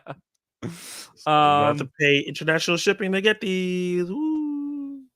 I'll just jump down a little bit here because some people are responding to each other. Derby Entertainment, what's going on, man? I heard there was a collab of movie nerds, so I had to drop in. Well, we're very happy to have you here, man. We're Yeah, all man. movie nerds, so you fit right in. Welcome. He goes on to say hi, everybody. Toxic Gamer says he's on the last episode of Andor and he's almost done. That's awesome. The last episode feels like there should be another episode after it, but other than that, really like the series. Enviro Earth 2, a lot of guys can be quite critical of female lead projects because it's not a man as the lead. I mean, Yeah. yeah, it's true. I think it's stupid, but I some do people too. are for sure. Trev's movies. You guys said Rescue Rangers from last year was really underrated. I think the Bob's Burgers movie was the most underrated Disney movie from the last year, in my opinion. I wasn't a big fan of it. You guys being international confuses me. Bob Burgers was on Disney Plus. Oh, never mind. They don't have a Hulu. Everything goes on Disney Plus. Yep. That was a Yep. Hulu movie. You know what though? It's superior. I don't have to pay for Hulu. Yeah, that's true. But yeah, I'm not the biggest fan of Bob's Burgers. My wife loves it. I'll watch an episode or two with her, and then I'm kind of done. Like I don't know what it is Yeah. about the show. I think it's like maybe the dry humor doesn't Not for always you. work for me. But Yeah. I thought the movie did not feel very cinematic, and I felt like it was a 45-minute episode of the show that they stretched out to be a movie by including musical numbers that kind of felt unnecessary. But Gotcha. I'm not like that's coming from someone who's not a huge fan of the show. So Yeah. take that with a grain of salt. Sully Streets, what's going on, man? Thanks for joining us tonight. It's happy to have you in here. Physical media reigns supreme. Yeah, just when they think they've got it down on the ground, it gets back up again. I'm so happy. We'll go down a little bit more just because there's a couple responses here. Definitely getting Loki on Blu-ray, says On My Mind Entertainment. Well, thank you for joining us tonight, On My Mind Entertainment. It's great to have you here. That's been my favorite overall show. Nice. I'm really looking forward to season 2. Like I'm as it approaches, I'm getting more and more excited for season 2. And honestly, the best marketing decision ever was putting Kiwi Kwam at the beginning of the trailer. 'Cause Yes. how are you gonna hate it after you see him? Yeah, he's just a bundle of joy. Have you seen it with T? Says I don't buy physical media anymore. I've thrown away hundreds of my DVDs and Blu-rays over the throwing them away, dude. Oh, Ship them to me. I'll there's take so them off much your money debt. you just lost out. You can easily put a Yeah. on eBay. Not even the full thing. I hope that he doesn't mean like literally threw them away. I hope he means like he Yeah. sold them or something. Like you got to get a dime for something of 100 DVDs. That's crazy. See for yourself. You haven't completed the Barbenheimer? Nope. I haven't even started the Barbenheimer. I want to though. I will. I'll have my own Barbenheimer at home. Oh no. Trev's movies. I'm what? What? I don't know. It just sounded dirty. Did it sound? Did it sound dirty? Yeah, no, I'm not even gonna. There's something I was gonna say, but we're live, and I don't want it to be on here forever. Trev's movies. I'm gonna be seeing Oppenheimer in 35 millimeter this weekend. That's awesome, dude. It's gonna be amazing. That's really I hope great. your reel's not dirty like a lot of people. Toxic Gamer, the Zachs. Are you gonna see Gran Turismo? You've already seen it. I already You're see it. done. I have a review for it on my channel. Yeah. You get a weekend off. You're like, Yeah, I'm not kick going to back, the movies relax. this week. I saw the 2 movies that's coming out this week. I already saw them. So Nice, dude. That's awesome. I mean, I'm planning on checking it out if I can get up to my theater. I'm definitely intrigued. And I mean, not spoil your full review, but overall, like what did you think of it? surprised me how good it was. All right. That's what I like Yeah. to hear. It didn't look too bad from the trailers, to be honest.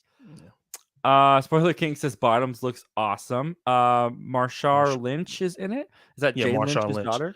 No, that's a football player. But Oh, he's okay. been doing comedy movies. Oh, okay. See, I'm. If you guys thought I didn't watch sports before, there you go. Preston reviews. I'm hyped for Five Nights at Freddy's. Me and my cousin are watching and are hyped. We're watching it October 27th. I finally saw the Five Nights at Freddy's trailer when I went to go see Strays. It played for me. I don't think it looks good. Ooh. Nope. That's not what I expected. Trailer didn't do it for me, honestly. No. Like I've never played the game or anything, but I was sitting there watching it and I was like, this is what everyone's getting hyped about. Like, first of all, I didn't know Josh Hutcherson was in it. Good to see that guy back again.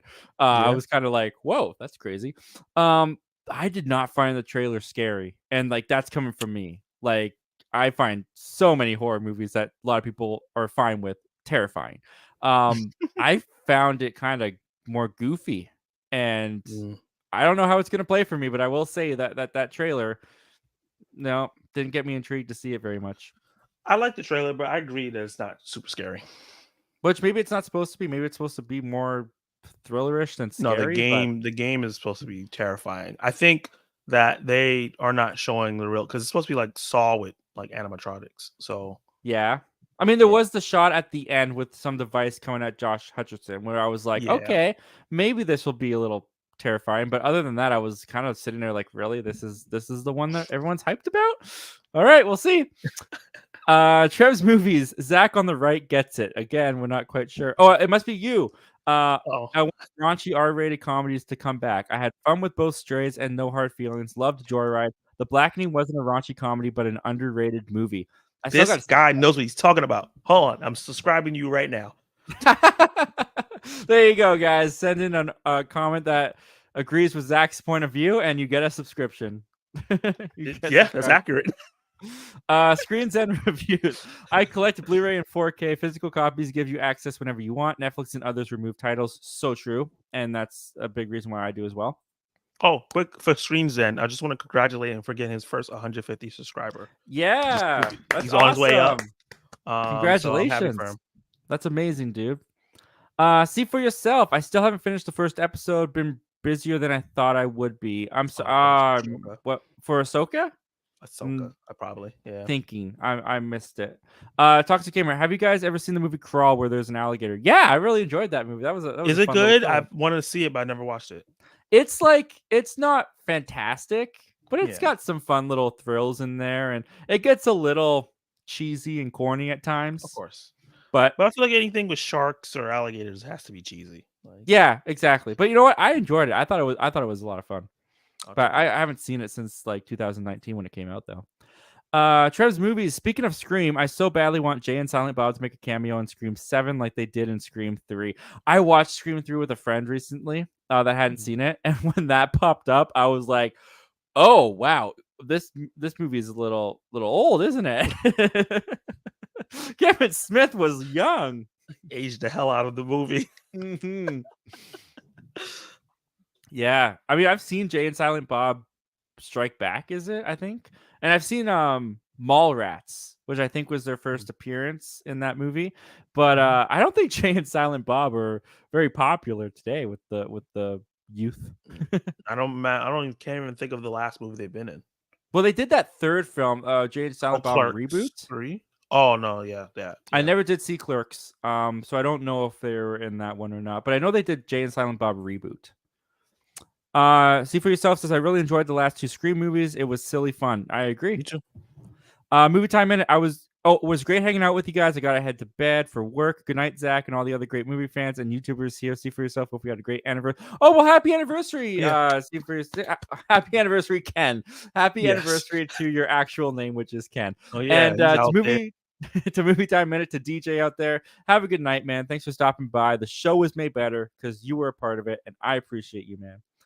All right, with that, let's move on. Let's go to our third topic of the night. Yep. And third topic of the night is this, guys. The DCEU. Oof. They're not doing great. No. They're not doing so well.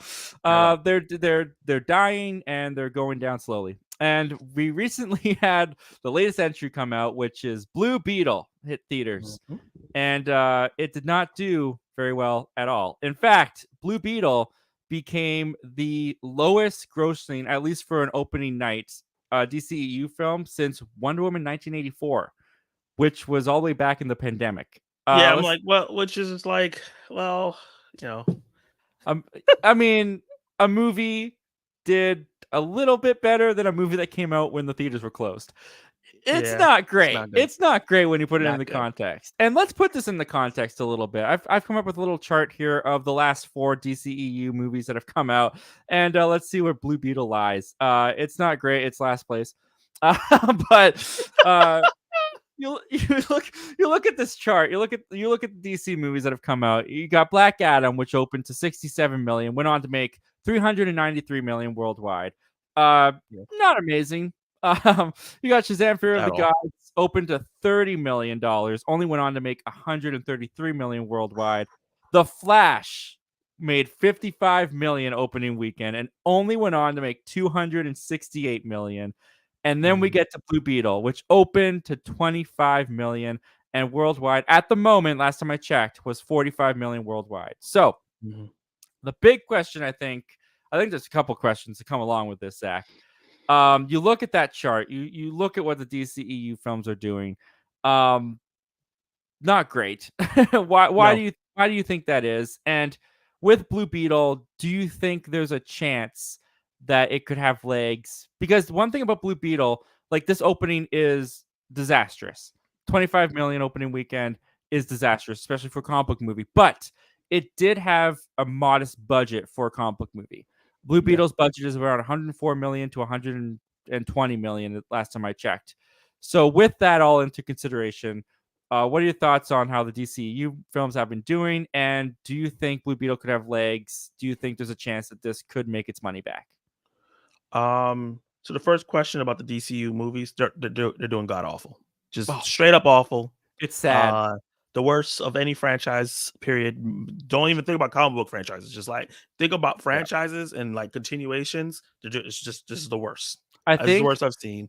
I think for Aquaman Lost Kingdom, I'm just gonna bring some flowers with me and lay them down at the foot of the auditorium because I Yeah, I just it's done already. I think it's dead it's on done. arrival. Unless a trailer comes out and it's absolutely amazing, that movie is probably going to do about maybe a little. It's going to do better than Blue Beetle because it's a sequel. And if you look at the movies that have done better, the fact that The Rock is The Rock, he's going to bring a certain amount of money in no matter what, and around 60 to 70 million is his like. If he's not in Fast and Furious, that's about around what he brings in. Um, what's it called? Shazam is a sequel to a movie that didn't do that great. But people found that movie later, so that's why it probably opened like not great, but better than Blue Beetle. And then the Flash is the Flash. Like we've had 8 seasons of the character on TV. They brought in Michael Keaton and hyped him up so much, and but it had so much going against it, so it brought down what could have been a high total to 55 million. Blue Beetle is a it's not even he's like a D-rated character in terms of like popularity. The guy who's starring him is not someone that draws a lot of tickets. He's a Netflix star, you know, Yep. and I do think he's the right choice because he's great as the character, and I want to see him move on. But he's not. This is his first big movie. There was no tentpole or like test to say how many people he could bring in.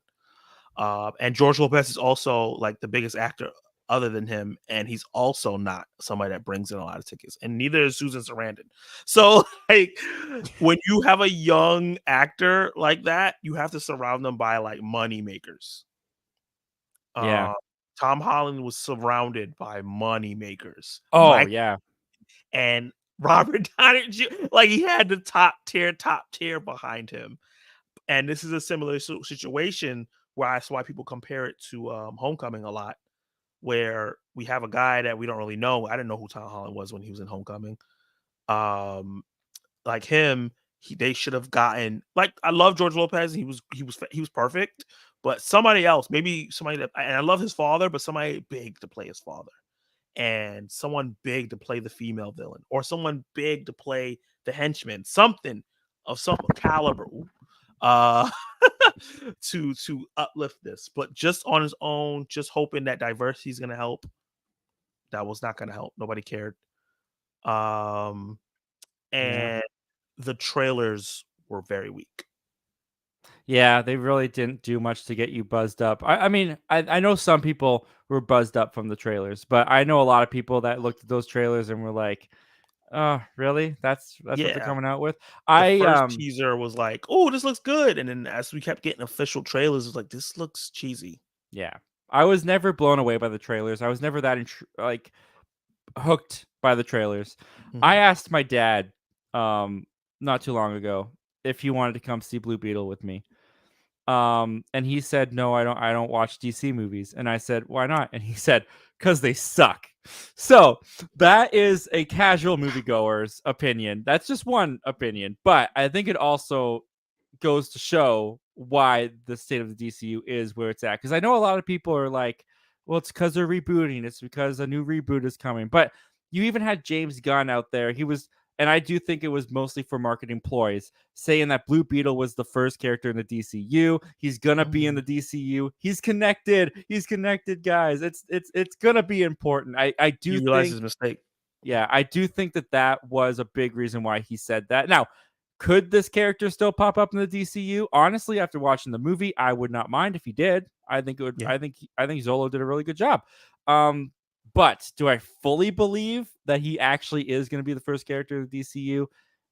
Honestly, not very much. And when it comes to this movie having legs, I don't see it. I don't see it. I mean, you could make the argument there's not much coming out after Blue Beetle in terms of big franchise money making films, but I don't think the audience cared at all about this. I think it showed this weekend. I think it's shown in my auditorium. There was very little people.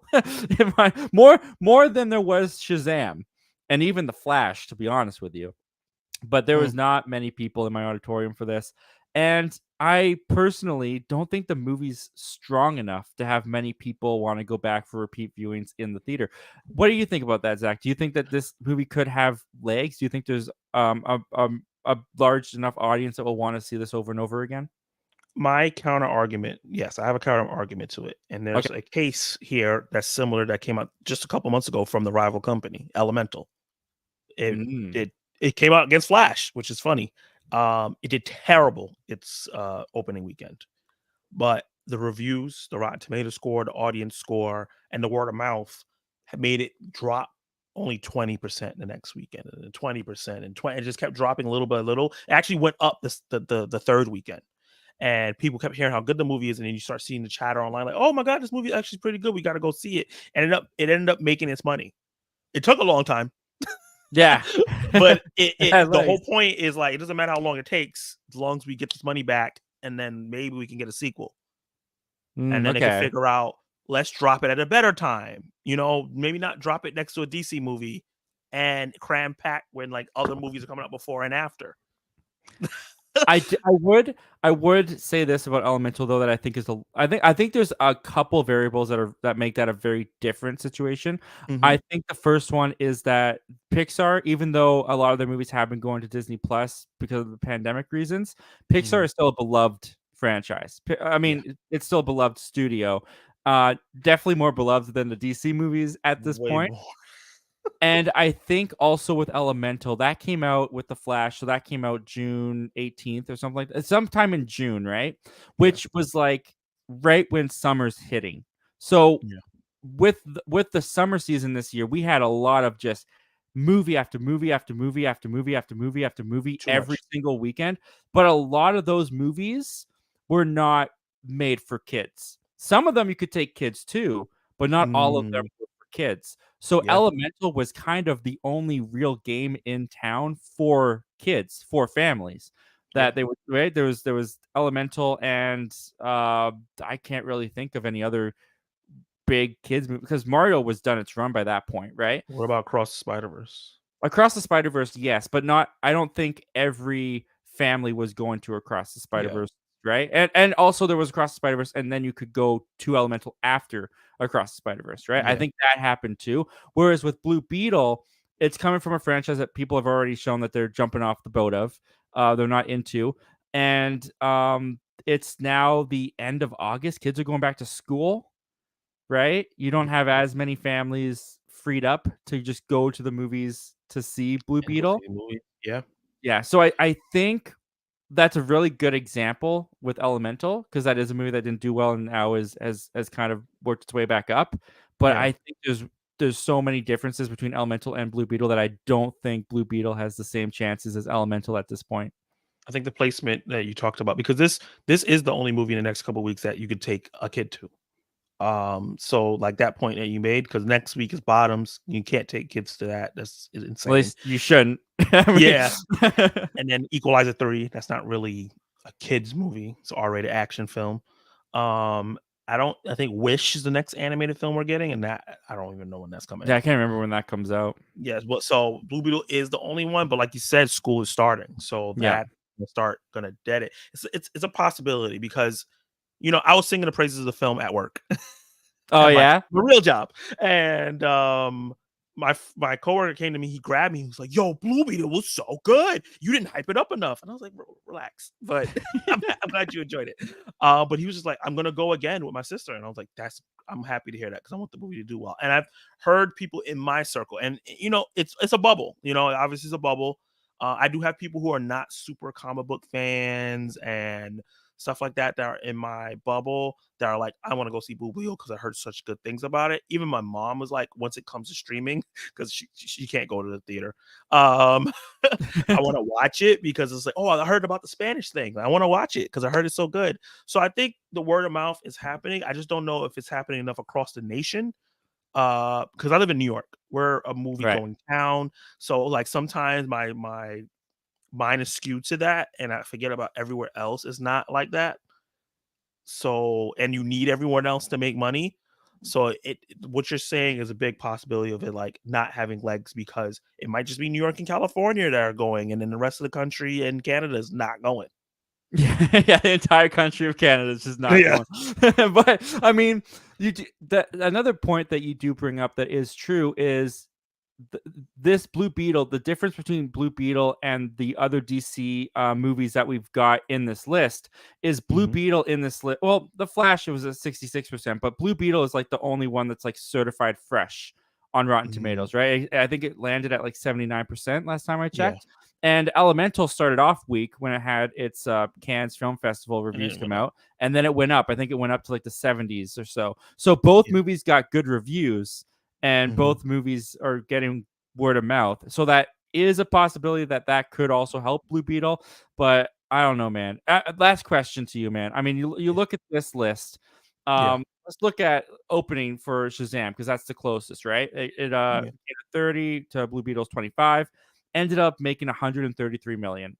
Where do you think ultimately Blue Beetle's going to end up at? What do you think its final worldwide box office is going to be? Only because it has such good word of mouth, I can see it making 200 million. Really? Yeah, 200? I think it hasn't opened up in all markets yet, which is not going to be like a lot of money, but it'll be something. Yeah. And Shazam did 133. It did not have good word of mouth, despite me thinking it's a great movie. But the fact that this one has more word of mouth, it's funner. It's a funner family movie than Shazam was. I think that it could get to 200, but that's still not a good total. Yeah. I think for me, I'm going to go a little bit under. I think I could see it getting like 170 Okay, at this that's still point. fair. Still Yeah. higher than Shazam. Yeah, That's the goal. still higher than Shazam. Beat out Well, Shazam. the question is for you guys. What did you guys think of Blue Beetle's opening weekend? Do you think it's disastrous? Do you think it's not that bad, depending on the budget? And where do you guys think it's ultimately going to end up at the end of its run? Comment down below. Let us know all your thoughts and opinions about that, guys. And let's see what you guys are saying about that. Actually, you know what? Before we see that, because I know it's getting late for you, Zach, and we still have one more topic to go. Let's just do our final topic, and then let's take the comments and questions Oh, for shit. Okay. however long we go for. So, final topic: Ooh, I'm excited. the highly anticipated show Ahsoka finally came out on Disney Plus last night at a very reasonable time, I might add. It was 6:00 Finally. p.m. for me. Thank you, Disney. More of that, please. So, I mean, we've kind of already talked about this early on in the show, but I've never watched Rebels. And Yeah. I believe you said you never watched Rebels at all, Zach. So, where was your hype for Ahsoka before we get into the premiere itself? Where was your hype for this at the Out of 10. So before when I heard it announced, I was 10 out of 10 hype because I really liked the character from the cameos, especially the Mandalorian one.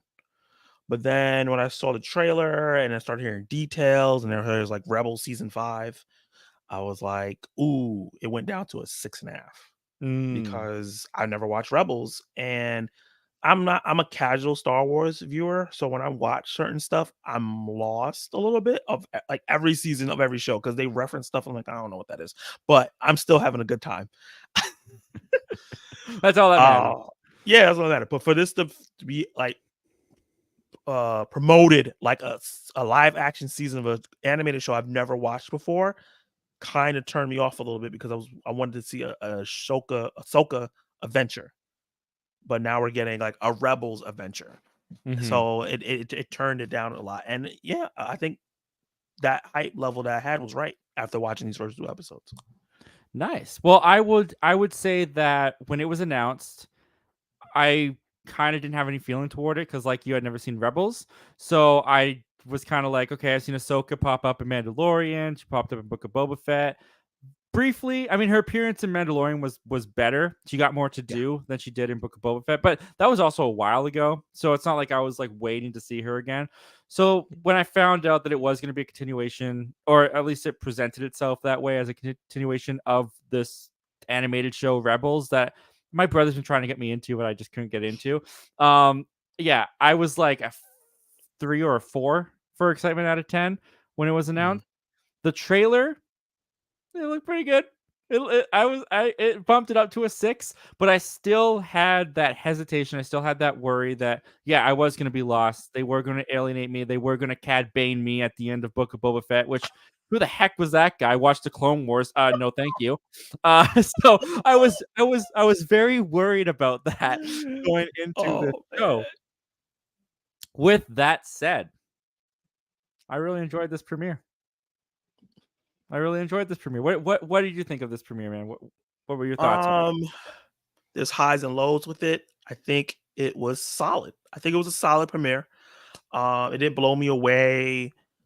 It didn't. I don't know. I think because the Mandalorian came out, I was blown away by it, right? Yeah. Because I didn't expect the quality. And then Mandalorian season 2, I thought the same way. And then Book of Boba Fett is bleh. And then Obi-Wan's bleh. Andor is like a toss up in how slow the episode is.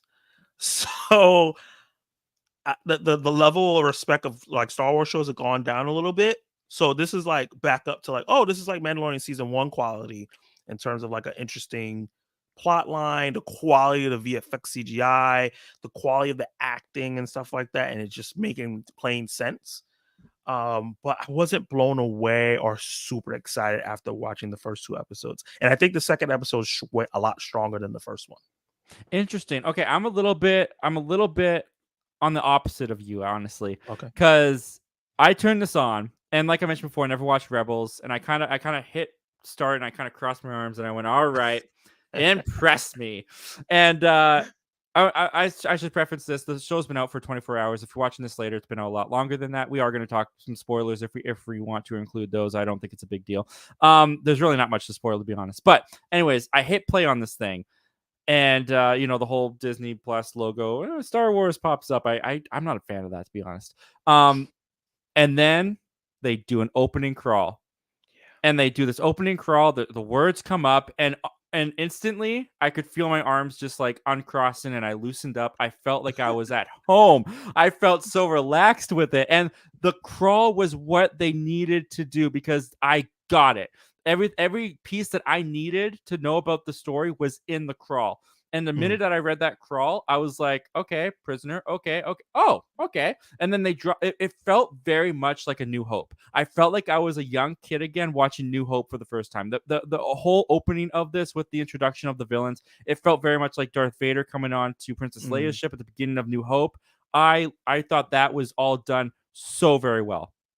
And then we get into the introduction of Ahsoka and the other Rebel characters and stuff like that. And this was the part where I was like, all right, are they going to make me feel like I'm just a guest over for dinner, just trying to figure out what's going on? Or is it going to feel like they're reintroducing me to these people while people who watched Rebels can know and love these characters as they were? And for me personally, I thought they did a really great balance with the exposition and introduction to these characters, because they said stuff and they did things that I could tell that's from Rebels or that happened in Rebels.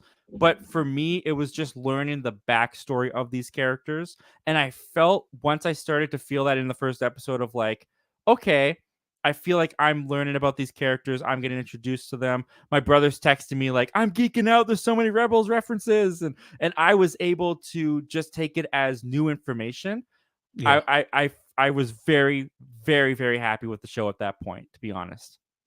Yeah, I didn't have any issues with the Rebel references. I think they did say Ezra like way too many times. I was like, okay, I get it. This is a loved one. You're For me, trying to that was find him. intrigue. Like, I don't know who. Like, I know I've heard of Ezra. I don't really Me know too. who he is. I know that he's some Jedi of some sort. But Yeah.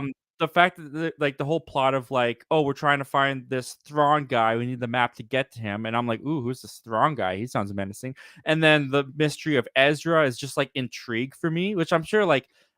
It sounds like something happened at the end of Rebels with that character that they're continuing And the Thrawn. story for. Yeah. But for me, I'm just like, who is this guy? Are we gonna find him? And he had like a hologram, little message with Sabine, and I Yeah. instantly got their relationship from that hologram message and the way that she reacted. I was like, I know the relationship between these two. I thought for a newcomer like me who was fearful of coming into this not watching Rebels, I felt very comfortable. You I felt thought they caught did up. that great. Yeah, I didn't. It's not even that I felt caught up. I felt like I was being included. I felt like Yeah. they were like, yes, the Rebels fans need to have their story continue from where we left off because they were invested for that long. But people who are just coming to this show don't know these characters. They need to get to know them from this standpoint. And I Yeah. thought they did a really great job with that. And also the first episode, which the first couple episodes, both of these episodes were kind of just like um getting the team back together kind of feeling Yeah. episodes, like going and getting the old team back together. Yeah. Dave Filoni directed the first episode though, and Dave Filoni, he comes from Rebels and Clone Wars, and his first live action direction was in Mandalorian season 1. I think he did the first episode of that. I was impressed by his directing in the first episode. I could see the improvement of where he had done in Mandalorian to now, and that was a lot of fun to watch for me personally as well. I'm on the opposite end. I think he did the worst job out of the two directors. Pacific, like the action was really well directed. I think him directing the actors wasn't great.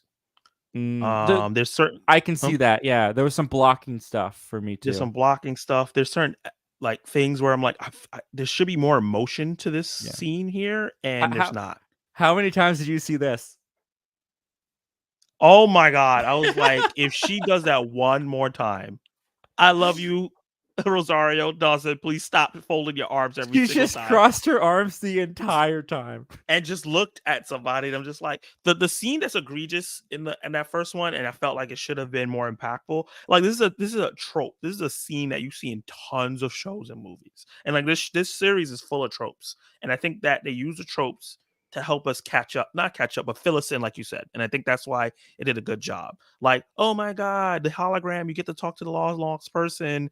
Oh, you're like a sister to me, and the smile is like, okay, that's a trope you've seen before. Now you Yeah. like, I know this relationship because we've seen it so many times. But there's a specific scene where Sabine is like laying down and her eyes are closed, and I don't remember what happened, but she gets up and goes, Ezra? And Oh and it's yeah. just like there's no emotion on her face. Usually scenes like that, the person will wake up sweating or like something, like you just had a bad dream. It was kind of just like Ezra, and her face was still, and then he like just cuts. And I was like, what am I supposed to be feeling from that? Even like with Mary Elizabeth Winstead when she was talking, I don't know what her character is. She's the one with the all green. She said something about Hera, I think was her Ezra. name. Hera. Hera, yeah. She said something about Ezra, and like the sentence was cut off, and it was like sped. It felt like they were going too fast on some of the emotional moments, Okay, which I was could see weird to that. me. If you're a Rebels fan, you want that time to show the characters are grieving over their friends. And for us, the viewers, to be like, oh, they really care about this dude. Not we're just rushing to this so we can get to the plot of the MacGuffin. Right. So that was my only issue with the first episode. I think the action was good. That first set piece where she cut the hole in the floor, great. Explosion. Sometimes the force jumps, I could feel them on wires. Like just the way they jumped, it Mm. felt like I could feel it. I was like, they're being pulled on a wire right now. They On the just kind of first or the move second kind of episode, or slowly. just in On both. general? On both. Yeah. Okay. Anytime Ahsoka did like a force jump and jumped high or jumped over something, I was like, Mm. she's on a wire. You On a can kind wire, of tell you by the feel way it it's too slow, I because you think. can kind of see their body tense up. That's not how you jump. Yeah, yeah, a little bit too, yeah, and, like, Like bolt. I didn't think the action was stellar. Like, I No, thought it no, was no, no. fine. Like, there was some lightsabers in there was some fun stuff with that for Yeah. sure. Sabine. Let's talk about Yeah. Sabine for a second. Okay. I know Um, you had an issue. I don't know I don't know who the actor is, full transparency. I've only seen her in these 2 episodes, and I haven't seen Rebels. So, I don't really You don't even know the know what the character. character is supposed to be. And I did think because a lot of this is focused on Sabine and getting Sabine back. I mean, they established that Ahsoka and Sabine have had a falling out, master apprentice relationship didn't go so well. I loved the shot when she was in her little apartment though, and they kind of like panned or scanned the room, and just like the little things that you saw, like the visual storytelling there, I thought was really good. Like even like to the point she had like the Mandalorian helmet under her bed, and I could tell like, oh, she's walked away from that life. Like there was just like Yeah. little things that even not, and maybe that's wrong, I don't know, but even not seeing the show, like I just feel like I got as I watched that room. Yeah. However, I was not a big fan of the performance, and I wasn't a big Mm. fan of the character. For Okay. for for me, I think that it might have to do also with the fact that her and Ahsoka have a falling out kind of thing. I didn't find her very likable. I didn't find the Mm. character likable. I mean, there's rebellious and then there's a straight up jerk, you know? And I kind of got more of the jerk vibe than the likable vibe. And I think that also plays into the performance as well for me not really liking the performance. I Mhm. felt it very one note. Okay. I felt the actress was very one note in her performance, and I there were times where I didn't buy what she was saying. I didn't feel like her line delivery was the strongest in a lot of points. I don't know how you felt about the performance or the character. I'm hoping that she wins me over as the series goes on. Yeah. I don't know if she voices the character on the cartoon, if she's just stepping into this and she's having trouble finding it, or if people are loving her. I don't know. But that was just my experience with her. Is I think she's the weak link of the show so far. I agree with the first episode. I think that one note, I think the performance was kind of stilted. I think it was better in the second episode. Because I watched them back to back, and I just noticed a difference in her with the second episode in terms of like range in her face, just taking the time with the scene, especially with the robot, like the scene in the hospital with the robot, and kind of like with that back and forth, the droid, saying robot, like I don't Yeah, it know was like Star Wars at all. Hugh Hang or something like that. Yeah, he was cool. He was one of my Yeah, I favorite liked him. parts of the droids were some of my favorite parts of the 2 episodes. This one and then Hera's droid that couldn't find the button. Uh, so you just go through my stuff? Like, that was good. The humor was very light in these 2 episodes. yes. There wasn't many laugh out loud moments, but there a couple moments from the droid did have Kinda me a just like little. smile at the side of your Yeah, just face kind of kinda humor. chuckle, like, oh, Yeah. that's cute. I thought her moments in the second episode were better, but I do because I felt like she did a better job performance-wise I'm just shaking my camera. In the second episode, I do think it was Dave Filoni's directing of the actor in the first one, because it just felt like across the board, everybody, even Mary Elizabeth Winstead was not as good in the first episode as She she was a was in the second hologram one. most of the time. Yeah, which is like a weird choice since she's also a fan favorite. And then Rosario Dawson is Rosario Dawson. It doesn't matter who the director is. She's gonna just do a good job. But they ain't really give her much to do. It's like you said, No. hold arms, Yeah. hold arms. And she just looked unbothered at all times. Even when she was Yeah. fighting, I was just like, you don't look like you're in danger. You don't look scared. You don't look like you're superior. You're just like, eh. Yeah, totally. I like that was also another performance that I felt was a little one note, but I could kind of buy into it a little bit more because it felt like the character was more jaded, and it felt like she was supposed to be that more stern, not very fun character. I hope that progresses. Like, I want to like her more. I like Yeah. her fine enough, but as a protagonist of the show, I'm hoping that she does more that wins me over a bit more. It feels like But Sabine is like going to be the true protagonist. I feel like that's what they're setting up. yeah, Where like you in with Ahsoka, and then Sabine is actually the protagonist, because like so much of both episodes was about her, and now she's on with the adventure and everything. And I feel like she has the character arc planned. I don't really see a character arc set up for Ahsoka, and this is her show. right. Yeah, no, that's another good point too. And that's the thing too with the show is like it's a Disney Plus show. So far I like it. So far that it's been it was a good start, but Yeah, we'll see where you it only got a goes. couple more episodes. We'll see where it goes. But I think in the end we both liked it. Yeah. No, I definitely Yeah. like it. I think, I have my issues with it, but I still enjoyed my time. yeah. I think I liked it a little bit more than you, but Yeah. yeah, that's good. Well, the question is for you guys. What did you guys think of the Ahsoka premiere? Did you guys like it? Did you not like it? Have you seen Rebels? Did you not see Rebels? Did you not bother watching it at all? Comment down below and let us know all your thoughts and opinions about it, guys. And with that said, let's see what you guys are saying about this. And by that, I mean, let's take your comments and questions because we got a lot. We got a lot in here. So I mean, you guys have been so amazing. We've done almost 60 episodes and I've been able to do every single comment and question. I don't know if those days are here anymore. I mean, there's just a lot. So we're going to get through as many as we can. And we'll skip the ones where if you guys are commenting to someone else and stuff like that, just to let you know. But Mad Blood is in here. What's going on, Mad Blood? Thanks for joining us today. Happy to have you here. Happy Wednesday, everyone. Well, happy Wednesday back to you. It's not Wednesday anymore for me. Oh, happy Thursday, buddy. In the future. Toxic Gamer 331. I found out like most of my viewers are from a bit of everywhere, which is cool. Nice, dude. Yeah, I get mainly United States, Canada, United Kingdom. Those are my like 3 that constantly pop up.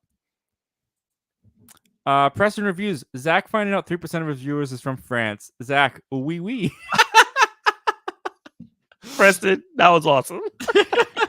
That was really good. Preston actually made me tear up the other day. Did he really? He said I was one of his favorite YouTubers. I was like, what? How is that even possible? Oh, that's so nice. He didn't say that to me. No, actually, I think he has. Be jealous. I think he has, to be honest, dude. Preston's awesome. Preston's always around, and awesome. I appreciate you being here, Preston. The Matt Film Show, what's going on, man? How do you think the Marvels is going to do? That's a good question. That's a real Oof. good question. I think I think 80 to 100 million opening. Okay. That would be my prediction. And I think I mean it's hard cuz it's I haven't seen the movie, so I don't really know how it is, right? But Quality. Yeah. I think I could see it 600 to 700 million if it's good, if it's fun. Um, I'm l- I'm probably really excited for that film, but I'm a little bit more pessimistic. I think it might go 50, 70 million opening. Yeah. And then depending on how good the movie ends up being, then it might hit what you're saying. But I could really see it like just barely doing better than Ant-Man Quantumania.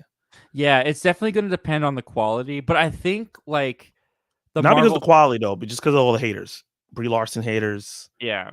Well, that's the thing is Yeah, that the haters are gonna see it, so they can make YouTube videos about how much they hate it. that's true. The legit Marvel fans are gonna see it, like, Yeah, even if they're just casual fans, I think that we'll get a lot of them out there, and the female Marvel fans, I think, will come out and support this as well. You know, there's a lot of female characters. I think Miss Marvel, will be a big still a boost show. for that as Yeah, well. But yeah, I don't think it's not gonna do what Captain Marvel did back in no, 2019. It is not gonna hit 1,000,000,000. I it's not really don't think positioned so. But to do so at all. one thing about the Marvels though that like didn't really hit me until I watched Blue Beetle, and this is not a knock against Blue Beetle, but the trailer played before Blue Beetle. And when Blue Beetle ended, and I was kind of like feeling like, well, that was a lot I've seen before. I was thinking back on the Marvels, and I was like, you know, to give that trailer credit, it did look new and fresh. I've never Yeah, seen superheroes switch places before. I've never seen three female superheroes in a movie before. I've never seen a lot of the stuff that I was seeing in there in a comic book movie, at least not to the extent that they were doing it at. So yeah. that does have it going for it, I think, a little bit too. It does look like the most creative comic book movie we've had in a long time.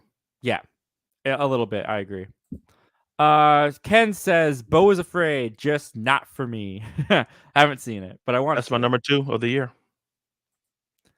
The Matt Film Show. Do you guys think an MC reboot needs to happen? Needs to happen? No.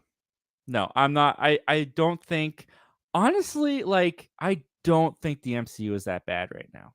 Like, I think that they are in a worse place than they were in phase 1 through 3, but I think that's just a testament to how great phase 1 through 3 really was. Because I've liked a majority of what they've put out. I think the only thing that they put out that I can say I just straight up didn't like was She-Hulk, which I know you feel different about, Zach. I know you feel Yeah, different about. But other than that, like, I've at least liked everything that they've put out to some degree, from okay to great. yeah. I still think Phase 4 is the second best phase, quality Really? wise to Wow, me. that's a hot take. If you really look at keep hitting my mic. You really look at like Phase 1. I like the movies in Phase 1, but it's like First Avenger, not the best cat movie. Iron Man 1, classic, but then Iron Man 2, yeah. I like it Uh, more than most. I don't hate it, but it's just like it's not a MCU movie I'm gonna return to a lot. And then it's Thor 1, right?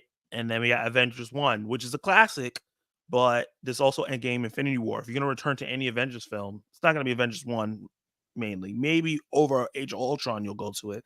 But like so like if you go for that, it's like some sixes, some sevens, you know. But like phase 4 to me, like we got what No Way Home, Shang-Chi, Eternals, which I really, really like. I think that's where phase 4 opinion goes like a wire, because if you don't like Eternals and you hate it, then it hurts the phase. But I think that Eternals is great. And I then like Eternals. yeah, so like I think that quality wise, I think phase 4 is just so good and so different. Like we got so many different kinds of movies. Yeah. So yeah. That's very like, it's their most innovative and creative, I would say, phase. Yeah. Like Chance taken. they really took a lot of chances this phase. Some of them paid off, some of them didn't. Which is gonna happen. But you brought up the Yeah. first Avengers film, and I want to say this kind of briefly. Um, I love that film. Me Now too. I don't know if it's because of the MCU shows or just the times have changed, because it's over 10 years old now.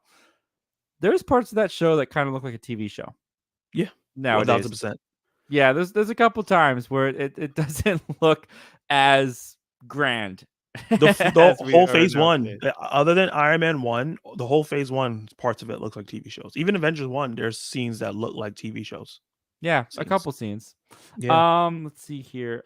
We got Ken saying my top 3 superhero shows are Daredevil season 1, Punisher, and season 1 and 2 of Arrow. Nice. nice. Jay Shraveway says Daredevil season 3 is the best comic book season ever. I don't know if I that's think a it's hot top take or 3. not. Nathan's Random Movies, what's going on? Nathan, thanks for joining us tonight, my guy. Nathan says, "Hey Zach, I'm late, but what do you think of we? Sorry, Mm. I'm late, but what do you think of what we have gotten from the recent Snow White? Oh, you mean like, you mean like the comments? Because we haven't really gotten anything from it. Did you do this on your channel? I think I missed it. No, I didn't talk about this because Okay. honestly, it's not that interesting. I mean, look, what I'll say about it is like Rachel Zegler, she came out, she gave her opinion, and whoopsie. Oh, oops a daisy. What That was would a that glitch. be? What would that be? Oh, that would be the digital copy code to the Flash. So if you live in the United States and you've been here this long, I appreciate you so much. Here's the code. Put it in. Copy paste it if you can. I don't think you can, but do what you got to do. Go to warnerbrother.com/redeem, wb.com to be more specific.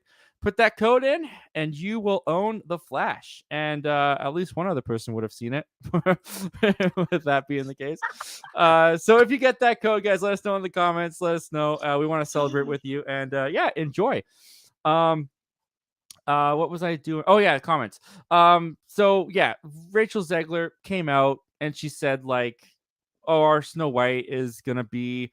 I don't know. I don't want to paraphrase because I'll just make it worse. But basically, I know that she said like, there's not gonna be a prince saving her this time, and she's gonna be female empowered and all that kind of stuff. And I don't care.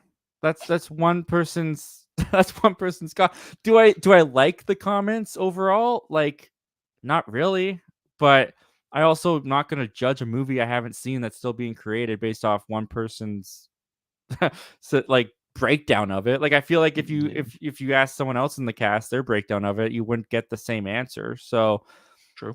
I'm also not shocked to hear that. I mean, Yeah. like that's been happening for a while now. Sometimes they turn out good, sometimes they don't. But Yeah. yeah, that's all I'll really say about that for the moment. I'm gonna I wait just and think see you Snow need to get White. a publicist. Just get a publicist. Just get a better Hey, publicist. yeah, I saw somebody make a take where they're like, weren't hating on her. It was just kind of like she's in a bubble online as a young person where that's the conversation is acceptable. And now she's stepping into a bigger field where not everyone has those opinions. And she has to, I think she needs a publicist to tell her, like, hey, you going on this show. Maybe not come so strong with that opinion because you're gonna get some flack and it's gonna hurt the movie.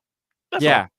No, exactly. And the thing is too with those actors and stuff on the red carpet, someone shoves a microphone in your face, asks you a question, you're forced to answer. You got to come up with something, and that's probably what she thought of at the time. Maybe she was like, "Hey, this will be great for the female audience to hear," and you're not thinking about what's going to get me on TMZ the next day. So, yeah, I'm gonna wait. I'm gonna see the movie. I'm gonna judge it for myself. Yeah.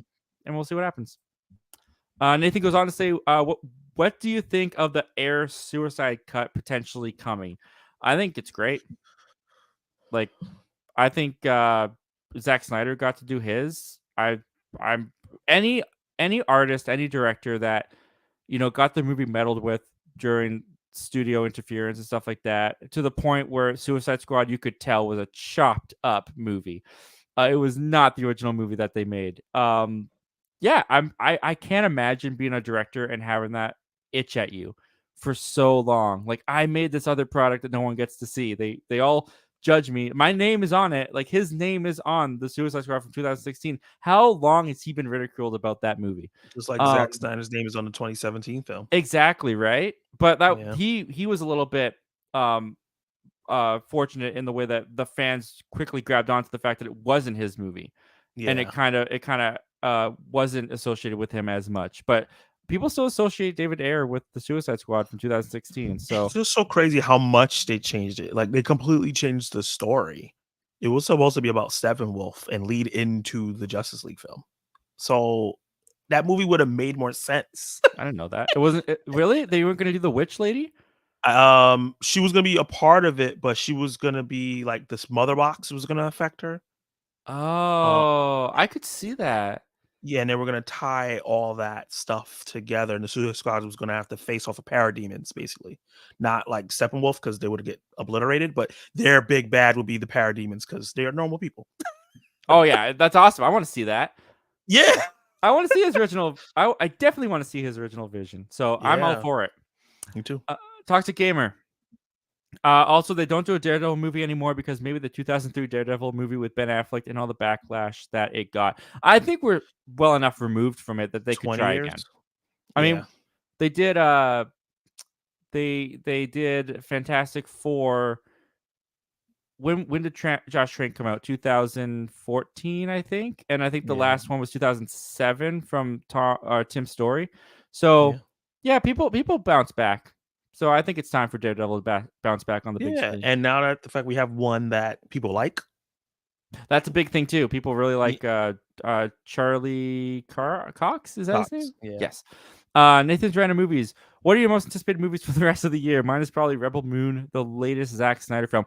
I did not watch that trailer yet. I heard it came out the other day, and I haven't gotten around to watching I it did yet. a reaction to it. That is my most anticipated. I'm a huge Zack Snyder fan. That's my most anticipated film for the rest of the year. Nice. I'm looking forward to seeing the trailer. Chillmonger says J-Lo for Elektra. I gotta disagree with you there, man. That's Chillmonger humor. I mean, if we're being serious, I think I don't know, a little too old for the role, maybe. Yeah, I don't know, maybe not like no. she looked great in that outfit though.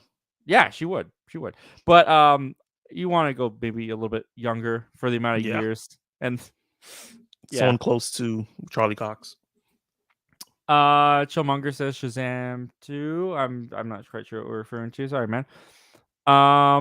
Trev's movies. We can all agree that Quantumania is the worst superhero movie of the year, right? All I remember is laughing my butt off with friends at how stupid MODOK looked. I loved MODOK.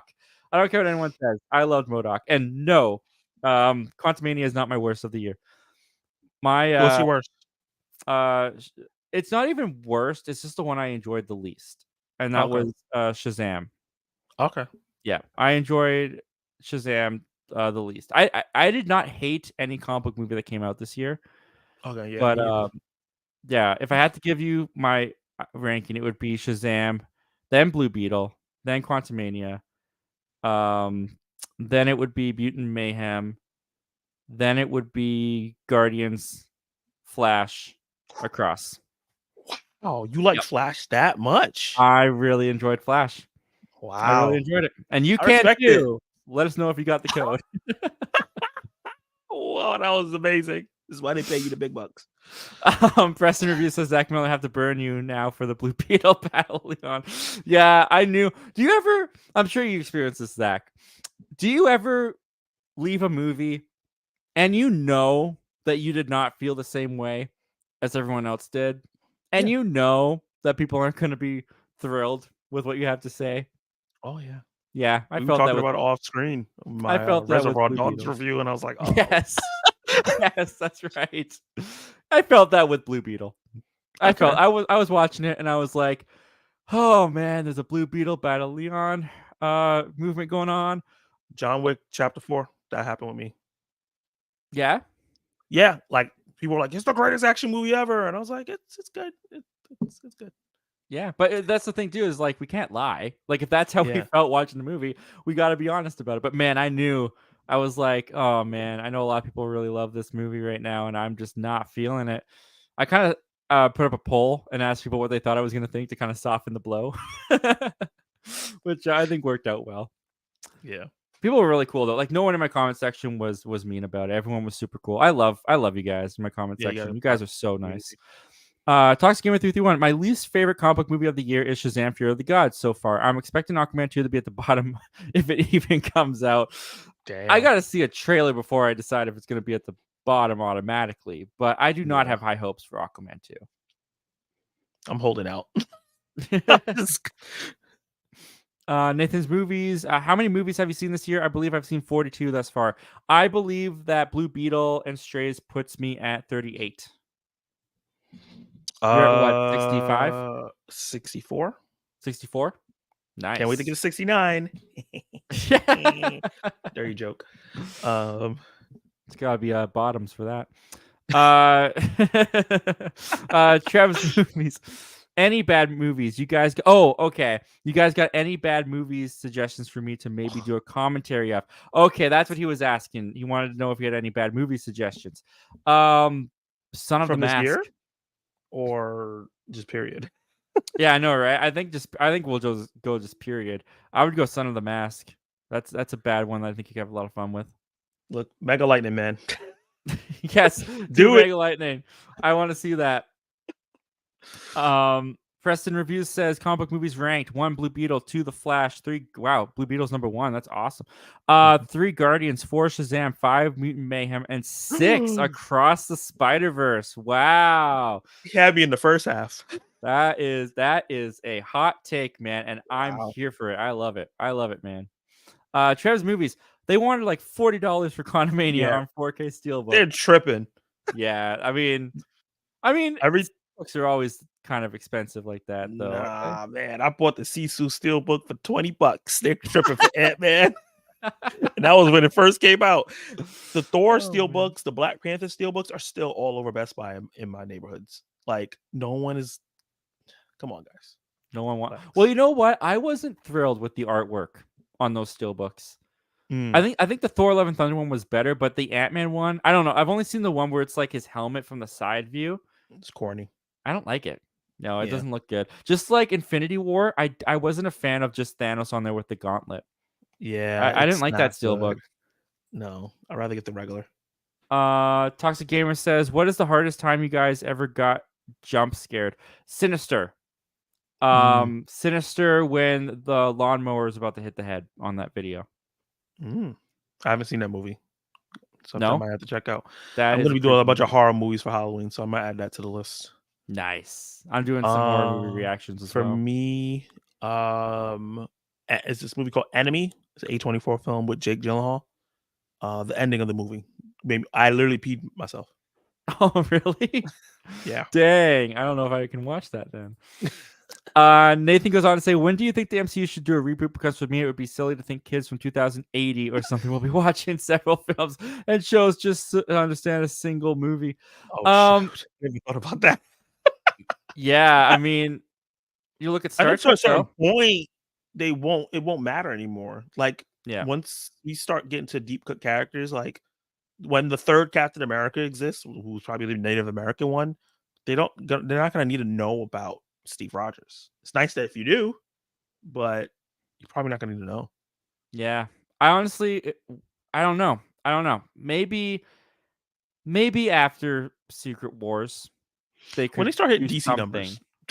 When they start, yeah, exactly. When they start, when the trend starts doing that, then it's like, it's time to reboot. Yeah, but that's I mean, the only counter argument I have to that is look at Star Trek. Like, look at how many Star Trek shows and episodes that you have to get into. You know, still going. Did they ever reboot it though? I mean, I know that they did J.J. Abrams, but the TV shows, I don't know. We just had Star Trek Picard. You know, 3 seasons of that. It's a good question though. Preston Reviews feelings on Joker 2 because Joker's my 35 favorite movie of all time, but I'm really worried about 2. I have trust in them. I have faith. I think it's going to be fun. I was a little worried about the musical, and then they hired Lady Gaga. I was like, oh, okay, that makes sense. She sings. Yeah, and I'm looking forward to her playing Crazy Harley Quinn. I think she can do it really well. This is going to be her breakout. Ken, 2014 Godzilla annoyed me because we all know what we're here to see. However, when the fights get going, it's fantastic. Yeah, I liked it. I liked the ground view up of Godzilla.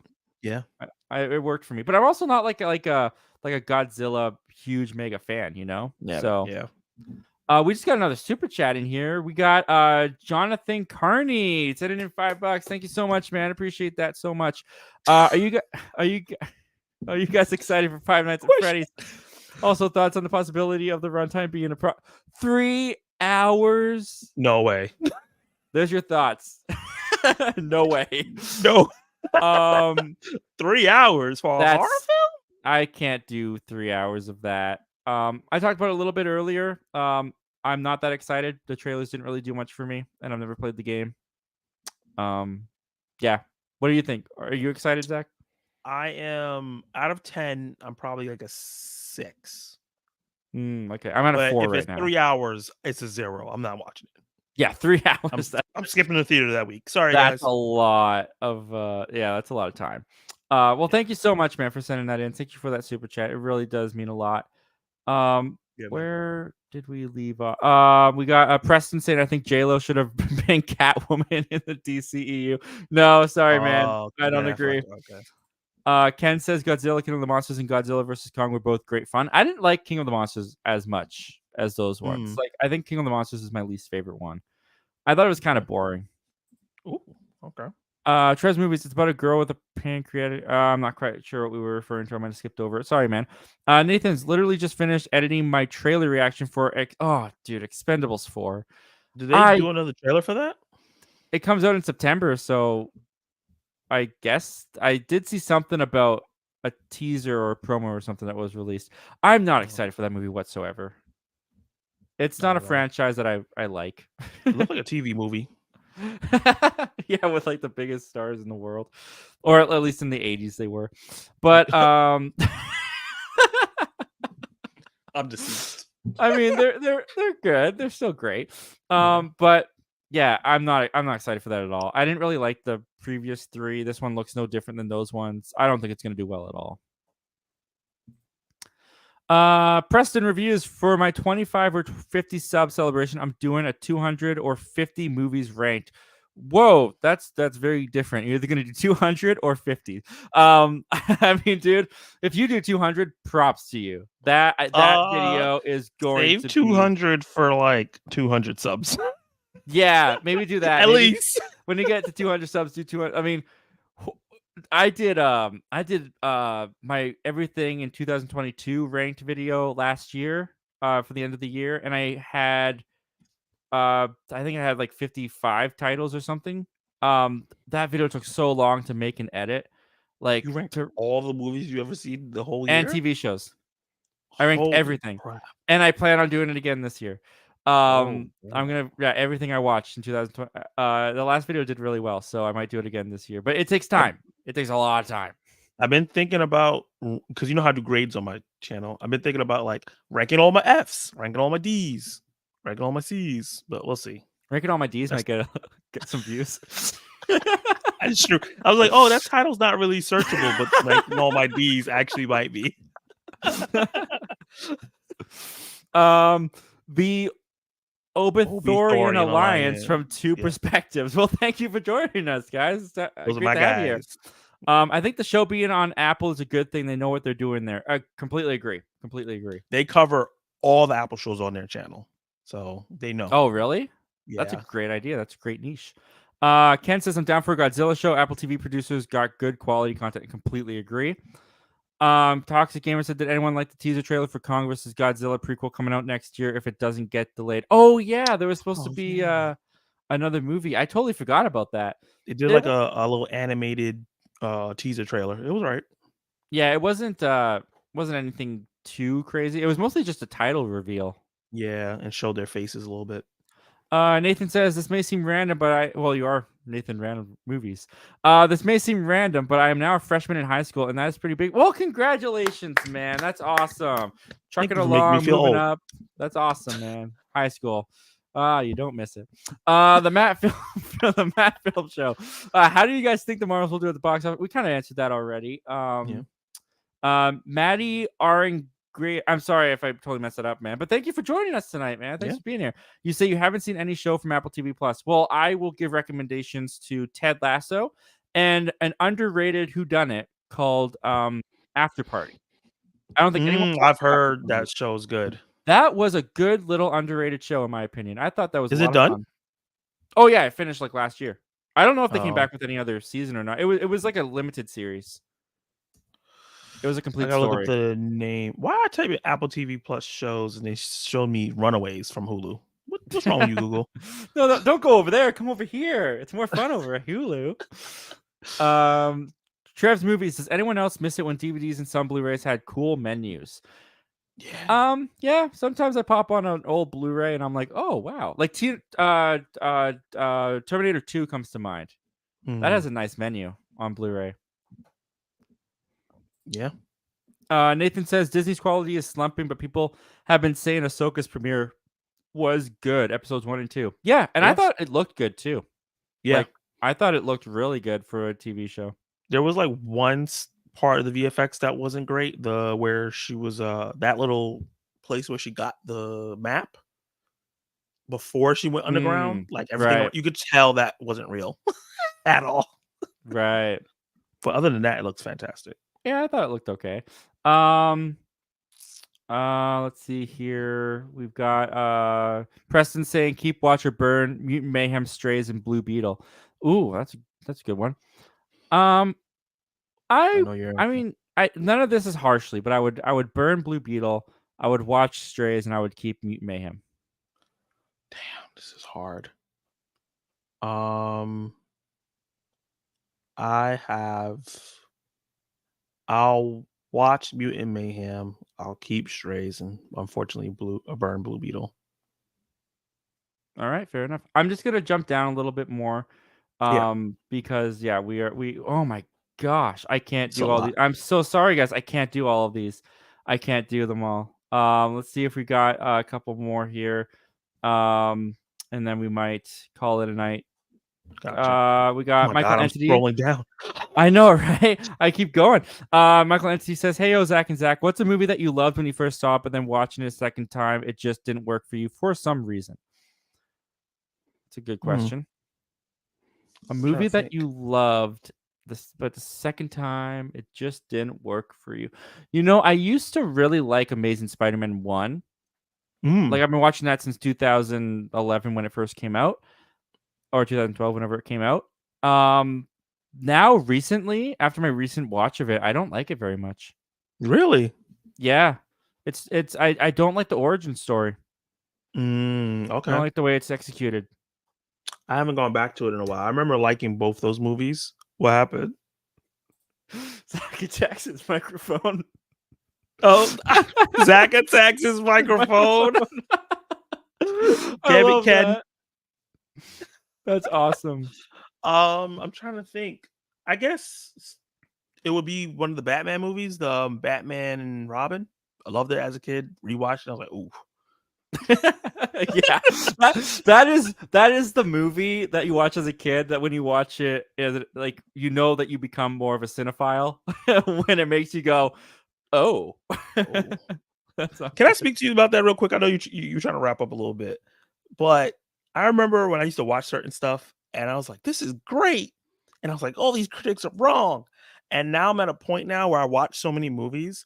I watch something and I'm like, I would have liked this a couple years ago before I started doing YouTube. And now I'm Yep. like, eh. And I'm at that, I'm like, no, I'm becoming jaded. I hate it. I I'm hate it. becoming jaded.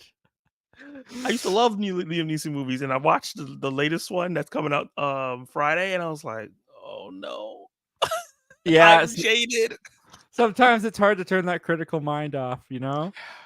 I mean, it also comes with growing up, right? Like back in the day, if I was still 15 or 14 years old and Zoe 102 came out, I would have just like been like, yeah, it's just Zoe 101 and I love it and I'm watching it.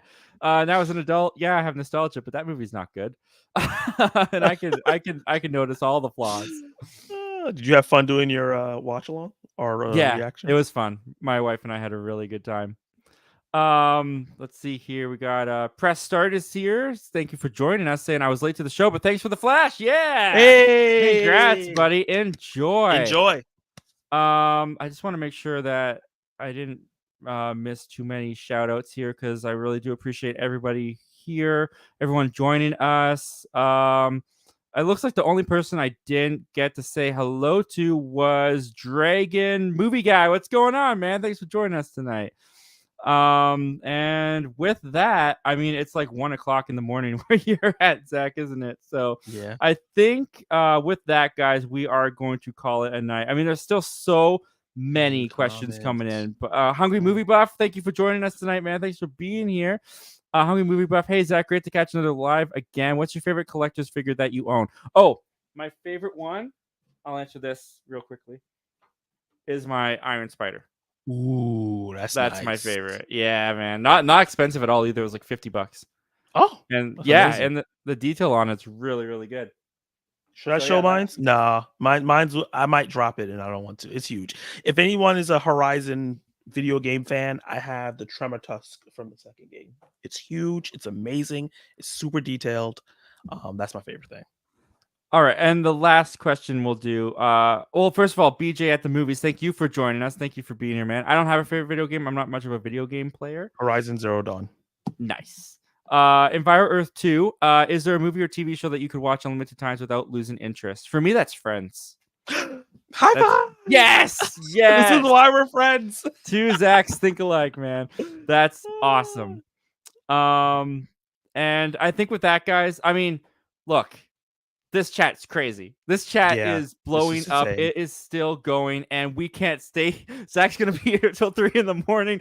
I'm gonna be here till like 1 in the morning. It's just, I'm so sorry that we didn't get to your comment or question, but know that we are so thankful that you are here. We're so thankful that you engaged in the chat, that you joined us. Yeah, it's getting harder to keep up with you guys, and I could not be more thankful to have that problem. With that said, Zach, tell the people where they can find you, and let's call this a night. Yes, so my channel name is Zach Attacks Reviews. I do movie reviews, trailer reactions, ranking lists, and watch-alongs. Right now, what's coming up for me is I'm doing a Throwback Thursday series on my channel where my subscribers get to vote, and people in the community tab get to vote on movies I've never seen before, and let me watch them. So I did Quentin Tarantino, and 2 movies won, and I'm going to be dropping my review for Reservoir Dogs tomorrow, and hopefully my review for Inglourious Bastards as well. 2 very different reviews. So you definitely have to subscribe and check that out. And also check out my Rebel Moon trailer reaction as well. Absolutely. And guys, his link is in the description below. Just click on his name. It'll take you straight to his channel. And just crossed 600 subscribers. So that's very exciting. Go attack his subscribe button over at Zach Attacks Reviews. As for me, guys, you can find me on this channel. We do Members Talk Live on Saturday. If you'd like to join us over there, all the information is in the description below. If you want to become a member, if you want to join us, it's a lot of fun over there. And other than that, I will see you guys next week. Same Zach time, same Zach channel.